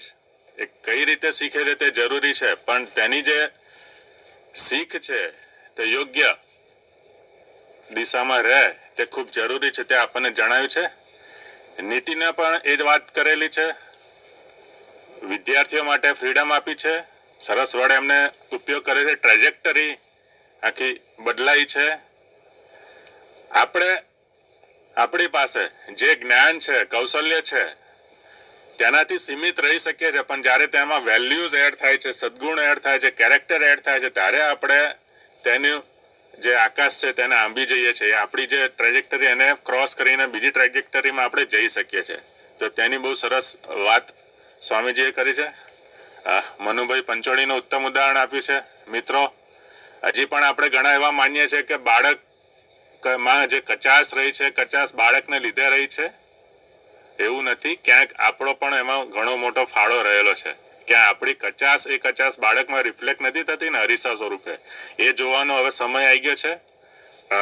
નીતિના અમલીકરણ માટે આ ખૂબ જ જરૂરી રહે છે કે હવે જવાબદારી આપણી બને છે ત્યારે આ આખી નીતિ વ્યવસ્થિત રીતે આપણે સમજી લઈએ, આપણી પોતાની ભૂમિકા સમજી લઈએ. Heart of education is education of heart. આ વાત નીતિમાં હવે સ્પષ્ટ રૂપે આવેલી છે. ઇન્ડિયન ઇથોસની વાત કેવી રીતે રજૂ કરવાની છે, ફક્ત જ્ઞાન નહીં, જ્ઞાન સાથે સાથે અલગ અલગ મુદ્દા, આપણી જેટલી પણ ફેકલ્ટી છે, મેન્ટલ ફેકલ્ટી હોય, ફિઝિકલ ફેકલ્ટી હોય, સાયકોમોટર ડોમેન હોય, આ તમામને આપણે જોડે લઈને આગળ જવાની વાત અવારનવાર કરવામાં આવે છે. અહીંયા બહુ સ્પષ્ટ રૂપે છે. હવે કોઈ જ ભેદભાવ નથી, નો સાયલોસ. કોઈ પણ વસ્તુ શૈક્ષણિક નથી, કોઈ પણ વસ્તુ સહશૈક્ષણિક નથી, બધું એક જ છે. જે ગણો એ શૈક્ષણિક છે, એ શિક્ષણનો જ ભાગ છે, એમાં કોઈ શાખા જેવું નથી. તો આ એક બાબત આપણે હવે સમજીને આગળ વધીશું. ઇઝ ઇક્વલ ટુ MC સ્ક્વેરનો આપણને સૂત્ર ખબર છે. એનાથી અણુબોમ્બ બી બની શકે ને એને ન્યુક્લિયર રિએક્ટર પણ બનીને વીજળી ઉત્પાદન થઈ શકે છે. તો આપણે ક્યાં જવું તે નક્કી કરવું છે. અને આના માટે સ્વામીજીએ બહુ સરસ સૂત્ર આપ્યું છે. 40 એટલે 40 વત્તા 0 નહીં સમજીએ, એટલે 45 એટલે 45 વત્તા 0 નહીં સમજ, પણ 40 વત્તા 5 45 સમજીશું. એટલે 45 મિનિટનો તે તાસ છે, તેમાં 40 મિનિટ આપણે વિષયની વાત કરતા આવીએ તો 5 મિનિટ વાત વિષય સાથે સંકળાયેલો કેટલાક પ્રેરણાદાયી પ્રસંગ કે કોઈ વ્યક્તિ, વૈજ્ઞાનિક કે મહાનુભાવની આપણે ચર્ચા કરીને બાળકો સામે રજૂ કરીએ, જેથી આપણને ભવિષ્યમાં કોઈ કલામ અથવા કોઈ સારા વ્યક્તિ આપણને પ્રાપ્ત થઈ શકે, તેની વાત કરી છે. તો આ શિક્ષક પર્વના પૂર્ણાવતિ પ્રસંગે આ માહિતી સભા પ્રેરણાદાયી સંવેદનશીલ પ્રવચન આપવા માટે પરમ પૂજ્ય જ્ઞાનવંશ સ્વામીજીનો અમે આનંદ સાથે આભારની લાગણી અનુભવીએ છે. વર્ચ્યુઅલી પણ આપણી સાથે ઉપસ્થિત રહીને આપણને સંદેશો આપ્યો છે, એટલે પુનઃ આપનો આભાર. હવે મિત્રો, આગળના ક્રમે હું માન્ય મહેશભાઈ મહેતા સાહેબને વિનંતી કરું આપણને પ્રેરણાદાયી પ્રવચન આપે. નમસ્કાર. નવી શિક્ષણ નીતિને સમજવા માટે અને છેક સુધી સારી રીતે પહોંચાડવા માટે શરૂ થયેલી સંગોષ્ઠીના સમાપન શબ્દ આમ એટલો બધો મને ગમતો નથી, કારણ કે ઈયળનો અંત એ પતંગિયું બનવાની શરૂઆત હોય છે. એટલે આપણે નવી શિક્ષણ નીતિને એના લાભાર્થી સુધી સારી રીતે પહોંચાડવા માટે સારી રીતે સમજેલા હોવું જરૂરી છે. એનો એક નમ્ર પ્રયાસ કરેલ છે. હવે આપના હાથમાં છે બધું. નવી શિક્ષણ નીતિ વિશે બહુ ઓછા સમયમાં કહેવું મુશ્કેલ હોય છે, પણ મને ગમતી કેટલીક વાતો છે એની હું વાત કરીશ. એક તો નવી શિક્ષણ નીતિમાં પરીક્ષાની અંદર વિદ્યાર્થીના જ્ઞાનને ચકાસવાની, એપ્લિકેશન ઓફ નોલેજ ને ચકાસવાની વાત ઉપર બહુ ભાર મૂકેલો છે. મિત્રો, દુઃખ સાથે કહેવું પડે કે આપણે એ પરીક્ષાઓ જે છે એ સ્મૃતિની કસોટી કરે છે, સમજણની કસોટી નથી કરતી. આ વાત ઉપર નવી શિક્ષણ નીતિમાં બહુ ભાર મૂકવામાં આવ્યો છે. બીજી મને વધારે ગમતી બાબત એ છે કે શાળાકીય શિક્ષણના અંતે દરેક બાળક કોઈ એક વિશેષ સ્કિલ સાથે બહાર નીકળે. કારણ કે 7 વર્ષ કે 9 વર્ષ કે 10 વર્ષનું શાળાકીય શિક્ષણ હોય, માર્કશીટના ખાનાઓના કારણે એને કદાચ સ્થિર થવામાં મદદ ન મળે, પણ કોઈ એક સ્કિલ એને ડેવલપ કરેલી હોય કે જે એને એના જીવનમાં આગળ વધવા માટે ઉપયોગી થઈ શકે. મિત્રો, અત્યારે ઘણીવાર આપણે જોઈએ છીએ કે BSc ફિઝિક્સ થયેલો વ્યક્તિ કે બીઈ ઇલેક્ટ્રિકલ કે બીઈ ઇલેક્ટ્રોનિક્સ થયેલો વ્યક્તિ એના ઘરે ફ્યુઝ બાંધવા માટે ઇલેક્ટ્રિશિયનને ફોન કરીને બોલાવશે. હવે કેળવણીને શિક્ષણને વાસ્તવિકતા સાથે કોઈ અનુબંધ નથી. આ વાત ઉપરથી સાબિત થાય છે. 99.9% સાથે પાસ થયેલો વિદ્યાર્થી અને બીજો વિદ્યાર્થી એવો છે કે જે એવરેજ છે, 50,000 રૂપિયા ભરેલું મની પર્સ એને મળે છે તો જો આચાર્ય પાસે જમા કરાવે છે. કદાચ એ ટકાવારી નથી મેળવી શક્યો, પણ મૂલ્ય શિક્ષણ, સ્વામીજીએ જે વાત કરી, મૂલ્ય શિક્ષણમાં અવ્વલ છે. તો આ ગુણોને પણ માપવાની કોઈ એક ચોક્કસ પદ્ધતિ હોય એની ચિંતા પણ નવી શિક્ષણ નીતિમાં કરવામાં આવી છે. બીજું મિત્રો, શિક્ષકોને એસેસમેન્ટ રિફોર્મ્સ માટે 2023 સુધી એટલે કે આગામી 3-4 વર્ષની અંદર બહુ સિસ્ટમેટિક રીતે મૂલ્યાંકનમાં જે રિફોર્મ્સ છે એના માટે તૈયાર કરવા માટેની વાત છે. શિક્ષકોએ પણ એની સજ્જતા મિત્રો કેળવવી પડશે. ઓનલાઈન સેલ્ફ ડિસ્ક્લોઝર એટલે હવે મિત્રો કેવું છે કે હોટલોની અંદર પણ એના જે લાઈવ કિચન બતાવવામાં આવે છે કે ભાઈ તમે અમારી હોટલમાં જમવા આવો છો તો અમારું રસોડું તમે જોઈ શકો કે કેટલી અમે સ્વચ્છતા રાખીએ છીએ, કેવી રીતે બનાવીએ છીએ. એ રીતે આપણે શું પ્રયાસો કરીએ છીએ એનું પણ એક ઓનલાઈન ડિસ્ક્લોઝર બનશે. એટલે આપણા પ્રયાસો લોકો પણ જુએ, એની એક કસ્ટમર કેર હોય એ પ્રકારની પણ આપણે માનસિક તૈયારી રાખવી પડશે. વિશેષ વાત નહીં કરું, પણ ગુણવંત સાહેબ બહુ સરસ વાત કરી છે કે શિક્ષકોએ કોઈ સાધુ બનવાની જરૂર નથી, કેવળ શિક્ષક બનવાની જ જરૂર છે. તો પણ ઘણું બધું આપણે કરી શકીશું. મિત્રો, આ એક જ દિવસમાં કોઈ ચમત્કાર થઈ જશે કે નજીકના સમયમાં ચમત્કાર થઈ જશે એવું માનવાની કારણ નથી. પહેલા તો આપણે બધાએ મન બનાવવું પડશે. કુછ કર ગુજરને કે લીએ મોસમ નહીં મન चाहिए. નવી શિક્ષણ નીતિને ખૂબ અત્યાર સુધી ન થઈ હોય એટલા પુરુષાર્થ બાદ, એટલા બધા સંવાદો બાદ, એટલી બધી પ્રક્રિયાઓ બાદ જ્યારે એક બ્યુટીફુલ ડોક્યુમેન્ટ આપણા હાથમાં આવ્યું છે તો એને સફળ બનાવવું એ ખરેખર એનો ઉપયોગ કરનાર શિક્ષક મિત્રો, આચાર્ય મિત્રોના હાથમાં છે. અપેક્ષા રાખીએ કે હવે પછીની પેઢીને એનો ખૂબ સુંદર લાભ મળે. ધન્યવાદ. ભારત માતા કી જય. થેન્ક યુ મહેતા સાહેબ. સાહેબે આપણને નીતિ સંદર્ભે જે વાત કરી, હવે ઈયળ છે, ઈયળમાંથી પતંગી બનવાની તૈયારી છે. એમાં આગળ વધીશું કે હવે પરિપક્વતા આપણે કેળવવી પડશે. એના માટે જરૂરી છે નીતિને ફરીથી આપણે એકવાર વાંચીએ, સમજીએ. જ્ઞાન ચકાસવાની વાત પર એમણે વાત કરી છે કે નીતિમાં એપ્લિકેશન ઓફ નોલેજનું મહત્વ હવે વધશે. એટલે મિત્રો, ફરીથી આપણે કહીએ, રાજ્ય કક્ષાએ અને રાષ્ટ્રીય કક્ષાએ જે એસેસમેન્ટ હવે ભૂતકાળમાં પણ થયેલું છે ને હવે પણ જ્યારે થશે ત્યારે HOTA higher order thinking skill પ્રકારના પ્રશ્નો પર વિશેષ ભાર આપવામાં આવે છે અને એ તરફ આપણે આગળ વધવું પડશે. જેમાં GAS, NAS અને આંતરરાષ્ટ્રીય કક્ષાએ લેવાના પીસામાં પણ આપણે ભાગ લઈશું ત્યારે આ પ્રશ્નોનો સમાવેશ થશે અને એ તરફ બાળકોને લઈ જવા માટે આપણે અત્યારથી તૈયારી કરવી પડશે અને તેને તરફ સાહેબે ઇશારો કર્યો છે. સ્વાભાવિક છે, સ્કિલ દરેક બાળક શીખે અને કોઈ એક સ્કિલમાં માસ્ટરી અનુભવે તો એ આગળ જતાં એને ખૂબ જ ઉપયોગી થઈ શકે તે છે. એસેસમેન્ટ રિફોર્મની વાત કરી, બહુ સરસ વાત કરી. ઓનલાઈન ડિસ્ક્લોઝરની આપણે કરીએ એ કામ સમાજના પણ રિફ્લેક્ટ થવું જોઈએ, ખૂબ જરૂરી છે અને એટલા માટે આપણે શિક્ષક તરીકે આપણું જે ધર્મ છે એ બજાવીએ અને આગળ વધીએ. આ વાત કહેવા માટે મહેતા સાહેબનો અમે આભાર વ્યક્ત કરીએ છીએ. Thank you sir. અને હવે આગળના ક્રમે પ્રાથમિક શિક્ષણ નિયામક શ્રી માનનીય MI જોશી સાહેબ આપણી વચ્ચે ઉપસ્થિત છે, તો માનનીય જોશી સાહેબને વિનંતી આપણને સંબોધિત. નમસ્તે મિત્રો, મારી સાથે ઉપસ્થિત નિયામક શ્રી GCRT, નાયબ નિયામક શ્રી મહેકમ નિયામક શાળાઓની કચેરી, નાયબ નિયામક શ્રી GCRT દર્શનાબેન, ભાઈ શ્રી નીતિનભાઈ અને સર્વે મિત્રો, આપણે 5મી સપ્ટેમ્બરે શિક્ષક દિનનો કાર્યક્રમ કર્યો, ત્યાર પછી 7 તારીખથી આપણે લગભગ સળંગ 16-17 દિવસથી શિક્ષક પર્વ ઉજવી રહ્યા છીએ. આ શિક્ષક પર્વનો આ વખતની જે થીમ હતી એ નવી શિક્ષણ નીતિ વિશેની થીમ છે. નવી શિક્ષણ નીતિ વિશે તમે ઘણા બધા કોન્સેપ્ટ અલગ અલગ વક્તાઓ, અલગ અલગ તજજ્ઞો મારફતે તમારા સુધી પહોંચાડવાનો રાજ્ય સરકારે પ્રયત્ન કર્યો છે.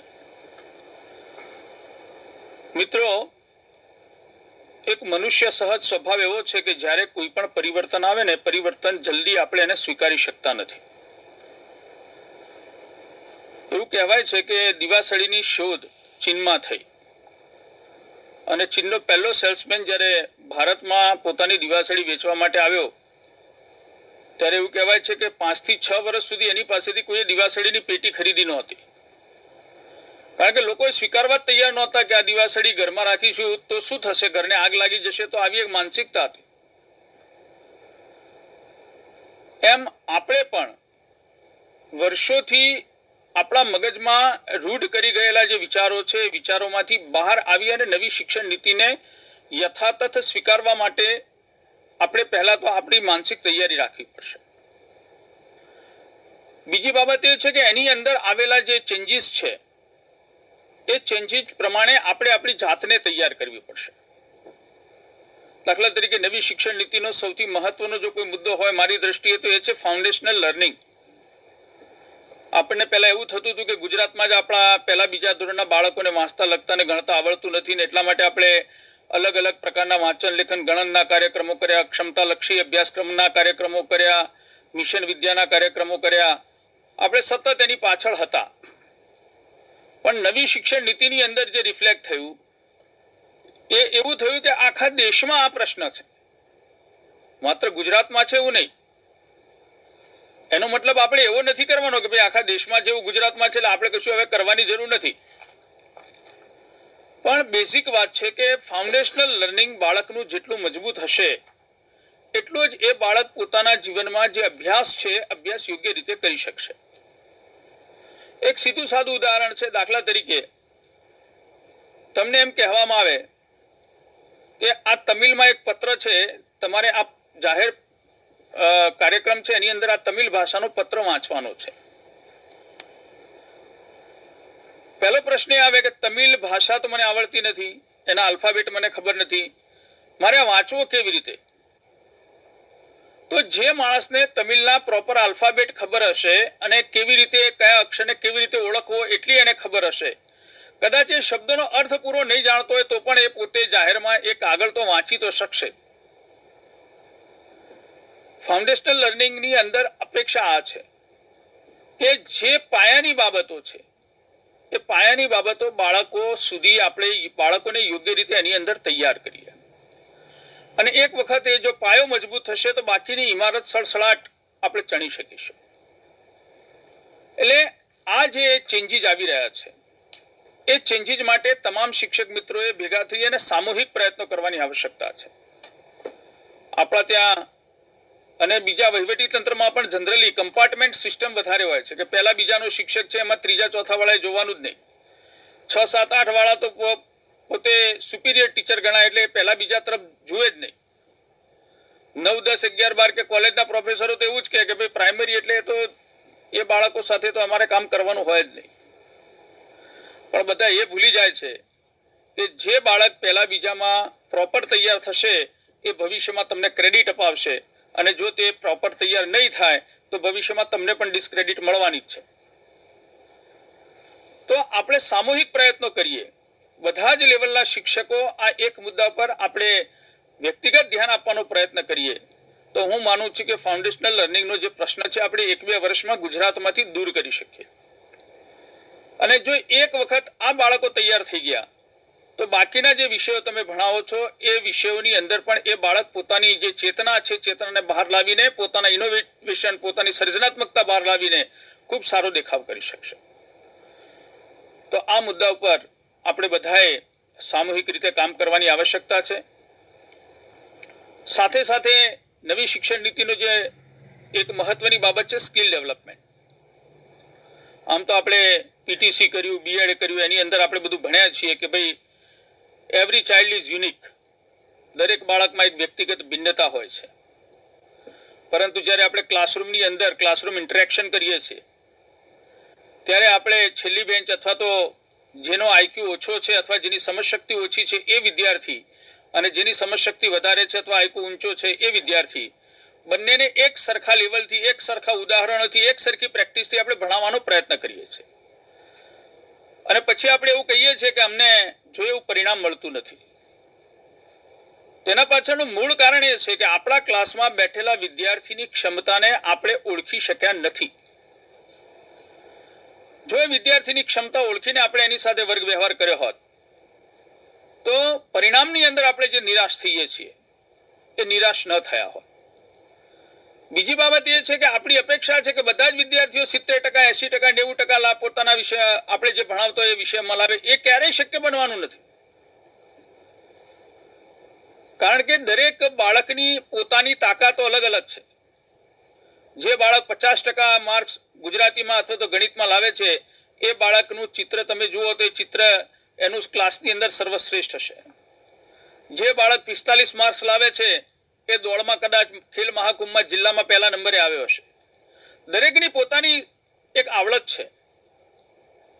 તો આ જે બાળકને ઓળખીને એને એની જે અન્ય શક્તિઓ છે, શક્તિઓને બહાર લાવવામાં જો આપણે મહેનત કરીશું તો એને ભણવામાં પણ રસ પડશે.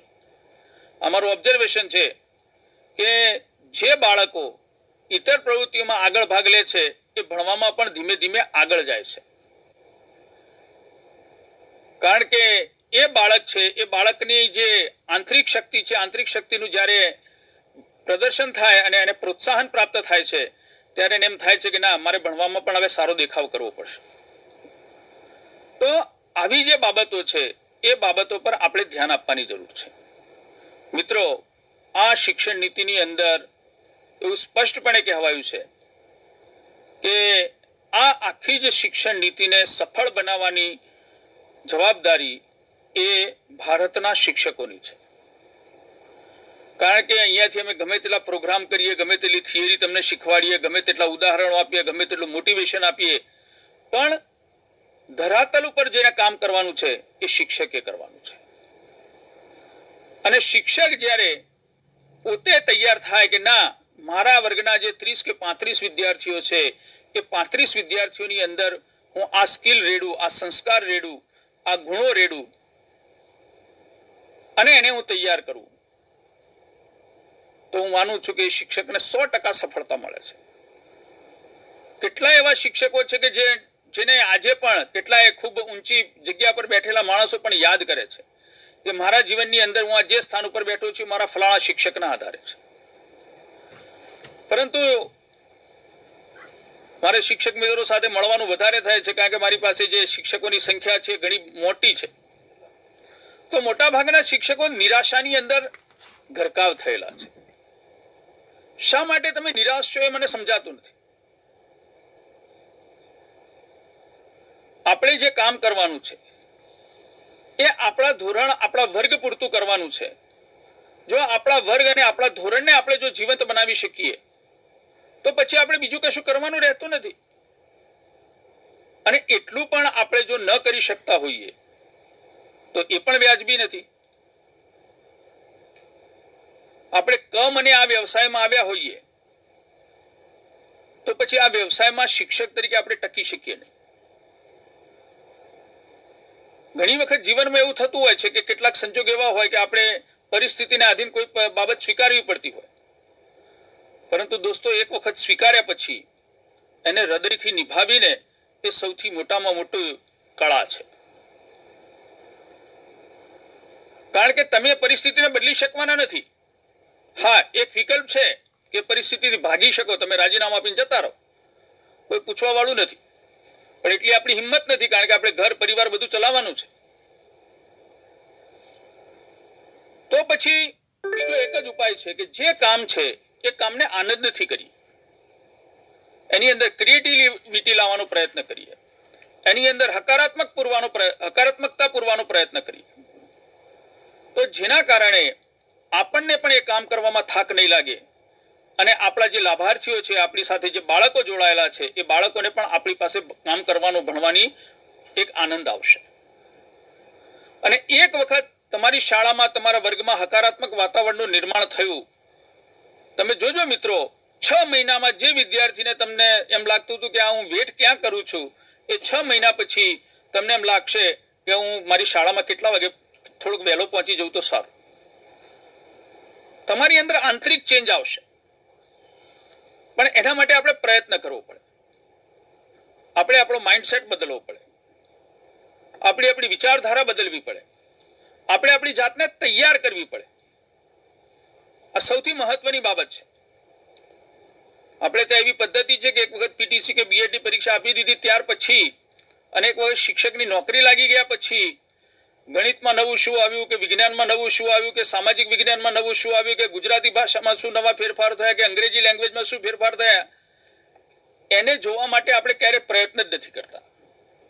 આજે જે શિક્ષકો ઇંગ્લિશ ભણાવે છે, 10 વર્ષ, 15 વર્ષ, 20 વર્ષનો અનુભવ છે, એમને પૂછીએ કે છેલ્લા 5 વર્ષમાં અંગ્રેજીમાં પ્રસિદ્ધ થયેલી કોઈ 5 નવલકથાઓના નામ બોલો, તમને ખ્યાલ નહીં હોય. એનું કારણ એ છે કે આપણે આપણું પોતાનું ડેવલપમેન્ટ અટકાવી દીધું છે, માટે આપણે બીજાના ડેવલપમેન્ટમાં પણ રસ લેતા નથી. એટલે આપણે આપણું પોતાનું ડેવલપમેન્ટ એ સતત કરતા રહીએ તો જ આપણે બીજાને ડેવલપ કરી શકીએ. નહીં તો તમે જે ભણ્યા એ વખતની જે પરિસ્થિતિ હતી ને અત્યારની પરિસ્થિતિ છે, બંનેમાં આસમાન જમીનનો ફરક છે. એ વખત ટીવી એટલે શું બહુ ખબર નહોતી, કમ્પ્યુટર એટલે શું ખબર નથી, સ્માર્ટફોન એટલે શું ખબર નહોતી. આજે તમારા 5મા ધોરણનો વિદ્યાર્થી તમારા કરતા વધારે સારી રીતે સ્માર્ટફોન હેન્ડલ કરે છે. તો આ જે પરિસ્થિતિ છે, પરિસ્થિતિમાં આપણે આપણી જાતને તૈયાર કરીને નવી શિક્ષણ નીતિને સફળ બનાવવા માટે આપણે કટિબદ્ધ બનવાનું છે. કારણ કે આપણે આપણી જાતને તૈયાર કરીએ એ સૌથી મહત્વની બાબત છે. શિક્ષણ નીતિના જે મુદ્દાઓ તો આપણે અમલ કરીશું જ ક્રમશઃ, જે રીતે આવશે એ રીતે. પણ એની અંદર શિક્ષણ નીતિનો પણ મૂળ મુદ્દો આ જ છે કે શિક્ષક પોતે પોતાના વર્ગખંડની અંદર એ પ્રકારે કામ કરે કે જેના કારણે વિદ્યાર્થીની અંદર રહેલી શક્તિઓ બહાર આવે. આ હાર્દ છે. આ કામ થઈ ગયું તો શિક્ષણ નીતિના બાકીના બધા જે પહેલું છે, પહેલું આપોઆપ એની મેતે ગોઠવાતા જશે. મિત્રો, આ નવી શિક્ષણ નીતિ આપણે કહીએ છીએ, પણ આ રાષ્ટ્રીય શિક્ષણ નીતિ છે. શિક્ષણ નીતિ આપણા ત્યાં એનો જે ક્રમ છે ને, ક્રમમાં પણ થોડુંક વિચારવા જેવું છે કે સૌથી પહેલા ભારતની અંદર જે પંચ બન્યું એ ઉચ્ચ શિક્ષણ માટેનું પંચ બન્યું. ત્યાર પછી માધ્યમિક શિક્ષણ માટેનું બન્યું. આ જે શિક્ષણ નીતિ છે એની અંદર પ્રાથમિક અને માધ્યમિક સ્કૂલ એજ્યુકેશન માટેનો અલગ ભાગ છે અને હાયર એજ્યુકેશન માટેનો અલગ ભાગ છે. એટલે આ શિક્ષણ નીતિ નવી નથી, પણ આપણા જે રાષ્ટ્રીય મૂલ્યો છે એની સાથે શિક્ષણને કેવી રીતે જોડવું એના માટે અહીંયા પ્રયત્ન કરવામાં આવ્યો છે. એટલે કદાચ તમે 15-16 દિવસથી આ બધું સાંભળી રહ્યા છો, એટલે મગજમાં એમ થતું હશે કે આ બધું કેવી રીતે કરવું, કેમ થશે, ને શું થશે, શું બધું કામ આવી જશે. મિત્રો, એની કોઈ ચિંતા કરવાની જરૂર નથી. આપણી પાસે આપણો જે રોલ છે એ રોલ યોગ્ય રીતે બજાવીએ તો આગળના જે દરવાજા છે, દરવાજા આપોઆપ ખુલતા હોય છે.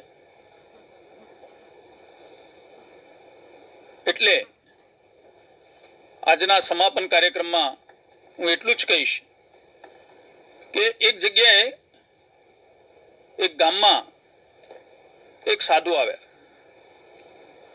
સાધુ આવીને બધાને સાથે બેઠા, વાત કરી, અને પછી ગામ લોકોએ કહ્યું કે મહારાજ, તમે અહીંયા રોકાઈ જાઓ, અમારા ગામમાં એક પણ મંદિર નથી, અમારે મંદિર બનાવવું છે. સાધુ મહારાજ કે કઈ વાંધો નહીં, હું રોકાઈ જઈશ. ગામ લોકોએ બહુ મહેનત કરી, પોતાનો શારીરિક પરિશ્રમ આપ્યો, પૈસા આપ્યા, વ્યવસ્થા ગોઠવી, અને એક મંદિર તૈયાર થયું. મંદિર તૈયાર થયા પછી એની પ્રાણ પ્રતિષ્ઠા થઈ, બધું થયું. અને પછી પેલા જે સાધુ મહારાજ હતા, જે 2-3 વર્ષથી સતત આના માટે પરિશ્રમ કરતા હતા, એનાથી દૂર ઉભા રહી અને મંદિરનું નિરીક્ષણ કરતા હતા. ત્યારે ગામના જે આગેવાને આ કામ માટે ખૂબ મહેનત કરેલી એ પેલા મહારાજની પાસે આવ્યા અને પૂછ્યું કે મહારાજ શું જુઓ છો, કે ખામી દેખાય છે તમને? ત્યારે પેલા સાધુ મહારાજે ખૂબ સરસ જવાબ આપ્યો. એમણે કહ્યું કે આ મંદિરમાં તો કઈ ખામી નથી દેખાતી. એટલે પેલા ભાઈએ બાજુમાં ઉભા હતા, એમણે કીધું કે હાશ, એક કામ પૂરું થયું. તરત સાધુ મહારાજ બોલ્યા કે ભાઈ, આપણું કામ પૂરું નથી થયું, આપણું કામ હવે શરૂ થાય છે. કારણ કે મંદિરનું કામ માત્ર ભગવાનના દર્શન નથી, પણ સમાજની અંદર જે સંસ્કારો આપવાનું કામ છે એ આ કામ મંદિરનું છે. એટલે આપણું કામ શરૂ થાય છે. એ નવી શિક્ષણ નીતિમાં આજે 15 દિવસ સુધી આપની સાથે જે ચર્ચા કરી, એ ચર્ચા, એ નવી શિક્ષણ નીતિનો કાર્યક્રમ અહીંયા પૂરો નથી થતો, પણ આપની કક્ષાએથી ball is in your court. આપની કક્ષાએથી હવે એ કામ શરૂ થાય છે. આપ સૌ હૃદયથી, મનથી આ કામમાં જોડાશો અને ગુજરાતના શિક્ષણને શિરમોર બનાવવામાં આપનો યથાશક્તિ ફાળો આપશો એવી આપ સૌ પાસેથી અપેક્ષા. આભાર. Thank you sir.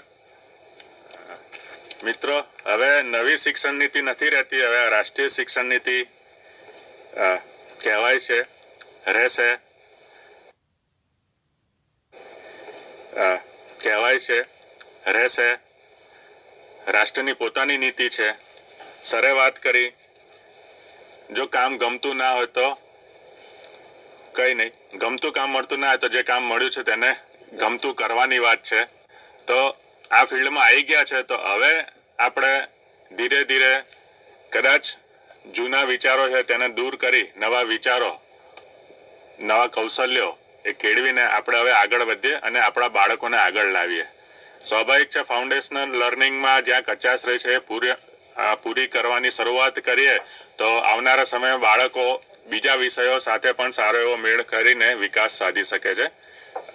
સરે કહ્યું છે કે એવરી ચાઇલ્ડ ઇઝ યુનિક. આપણને પણ એક ખ્યાલ છે અને સમાવેશી શિક્ષણ અંતર્ગત પણ આપણે આ વાત જાણી પણ ચૂક્યા છે અને નીતિમાં પણ વાત કરી કે હવે પછી વર્ગખંડમાં આપણી પ્રક્રિયા કેવી રહેશે, જ્યાં આગળ તમામ બાળકોનો સમાવેશ થતો હોય, તમામનો સ્વીકાર થતો હોય અને તમામનું પાર્ટિસિપેશન, એમની સહભાગીદારીતા વધે, તે પ્રકારની હવે વિચારણા કરવાની થાય. બાળકો શક્તિનો ભંડાર છે, આપણે જાણીએ છીએ, આપણે માનતા એ છે, આપણે એનો સ્વીકાર કરીને આગળ વધીએ છીએ. હવે એટલું જ છે, જે બાળકોમાં શક્તિઓ બહુ સુષુપ્ત રહી ગયા હોય છે તો તેને આપણે બહાર લાવી વિકાસ કરી અને બાળકનો વિકાસ કરવાની વાત નીતિમાં કરી છે. એ વાત સાહેબે આપણને યાદ દેવડાય છે. તો મિત્રો, સરસ ઉત્તમ વ્યવસાય સાથે આપણે જોડાયા છે. તો સાહેબે કહ્યું નિરાશા સાની, હવે પૂરા જોશથી આપણે આગળ વધવાનું છે. આપણી પોતાની નીતિ તરીકે આપણી સામે નવું ક્ષેત્ર ખુલ્લું થયું છે, ફ્રીડમ ઘણી બધી છે, કામ પણ ઘણું બધું છે, શરૂઆત હવે થાય છે. તો અહીંયા આપણે સમગ્ર શિક્ષણ તંત્રને આપણે એવું આશ્વાસન આપીએ કે આ નીતિ પ્રમાણે હવે આપણે આગળ જઈશું અને નીતિને અસરકારક બનાવવા માટેનો આપણે પ્રયત્ન સહૃદયથી કરીશું. તો ફરીથી માન્ય જોશી સાહેબનો ખૂબ ખૂબ આભાર નીતિ સંદર્ભે આપણને એના મુદ્દાને યાદો તાજી કરાવવા બદલ. હવે સમગ્ર કાર્યક્રમની પૂર્ણાહુતિ માટે આભાર માટે જીસીઆરટીના પ્રોજેક્ટ ઓફિસર શ્રી માન્ય દર્શનાબેન જોશીને વિનંતી કરું છું. નમસ્કાર મિત્રો, સમગ્ર કાર્યક્રમની પૂર્ણાહુતિને આભાર વિધિ માટે મને સમય આપ્યો છે. થોડુંક મુશ્કેલ કામ છે, કેમ કે શિક્ષણ સાથે સંકળાયેલા છે, શિક્ષક રહી ચૂક્યા છે અને આપણી પાસે નવા વિષય વસ્તુ સાથે આ શિક્ષક પર્વની આપણે ઉજવણી કરી છે અને એ પણ રાષ્ટ્રીય શિક્ષણ નીતિ 2020ના સંદર્ભે, સંગોષ્ઠીના સંદર્ભે. એટલે અઘરું લાગી રહ્યું છે આપનાથી દૂર જવું, કેમ કે એક મુદ્દાઓ જે છે એવા હૃદયસ્પર્શી રીતે આપેલા છે એની અંદર, અને એ પણ એની અંદર જે વાત કરી છે, આપણે બધાએ ખૂબ સાથે રહીને ખૂબ બધી મહેનત કરી છે. ઘણા સરકાર દ્વારા આપણી પાસે કાર્યક્રમો મૂક્યા છે અને એ કાર્યક્રમોને હું જ્યાં સુધી આપની સાથે અનુભવમાં રહી છે ત્યારે આપ સૌએ એને આવકાર્યા છે અને દિલથી કામ કરીને આગળ લઈ આવ્યા છીએ. તો આ જે રાષ્ટ્રીય શિક્ષણ નીતિ છે એ આમાંનું જ કંઈક આપણને આગળ લઈ જઈને કરવાનું કહી રહ્યા છે. આપણે જ્યાં છીએ ત્યાંથી આપણે આગળ આવી અને કામ કરવાનું છે. દરેકનું સર્જન પણ હોય છે, દરેકનું વિસર્જન પણ હોય છે, પણ વિસર્જન હંમેશા નવા સર્જન માટેની નવી ઉમેદ અને કિરણો લઈને આવતી હોય છે.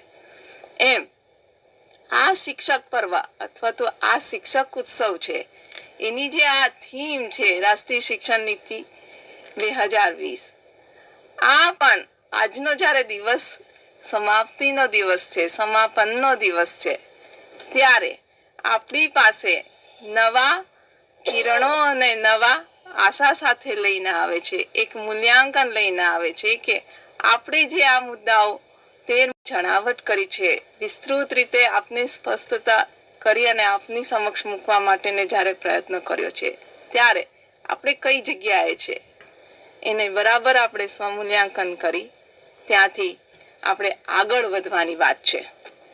એટલે આપણી પાસે સમયની એક મર્યાદા છે. વિશેષમાં આપ સૌ ફરી કાયમ આપને કહી રહી છું એમ આપની પાસે ગુજરાતી આવૃત્તિ પણ ઉપલબ્ધ છે. અહીંથી જે પણ એક્સપર્ટ પેનલ દ્વારા જે પણ આ દરેક ચેપ્ટરને ન્યાય આપવા માટે જે પણ રજૂ કર્યું છે એને પણ એક વખત આપ એ જોઈ લેશો. આપ પણ આપની રીતે આને સ્વ અધ્યયન દ્વારા સમજવાનો પ્રયત્ન કરશો. હું ક્યાં છું એનું પણ મૂલ્યાંકન કરી લેજો અને આગળ વધજો.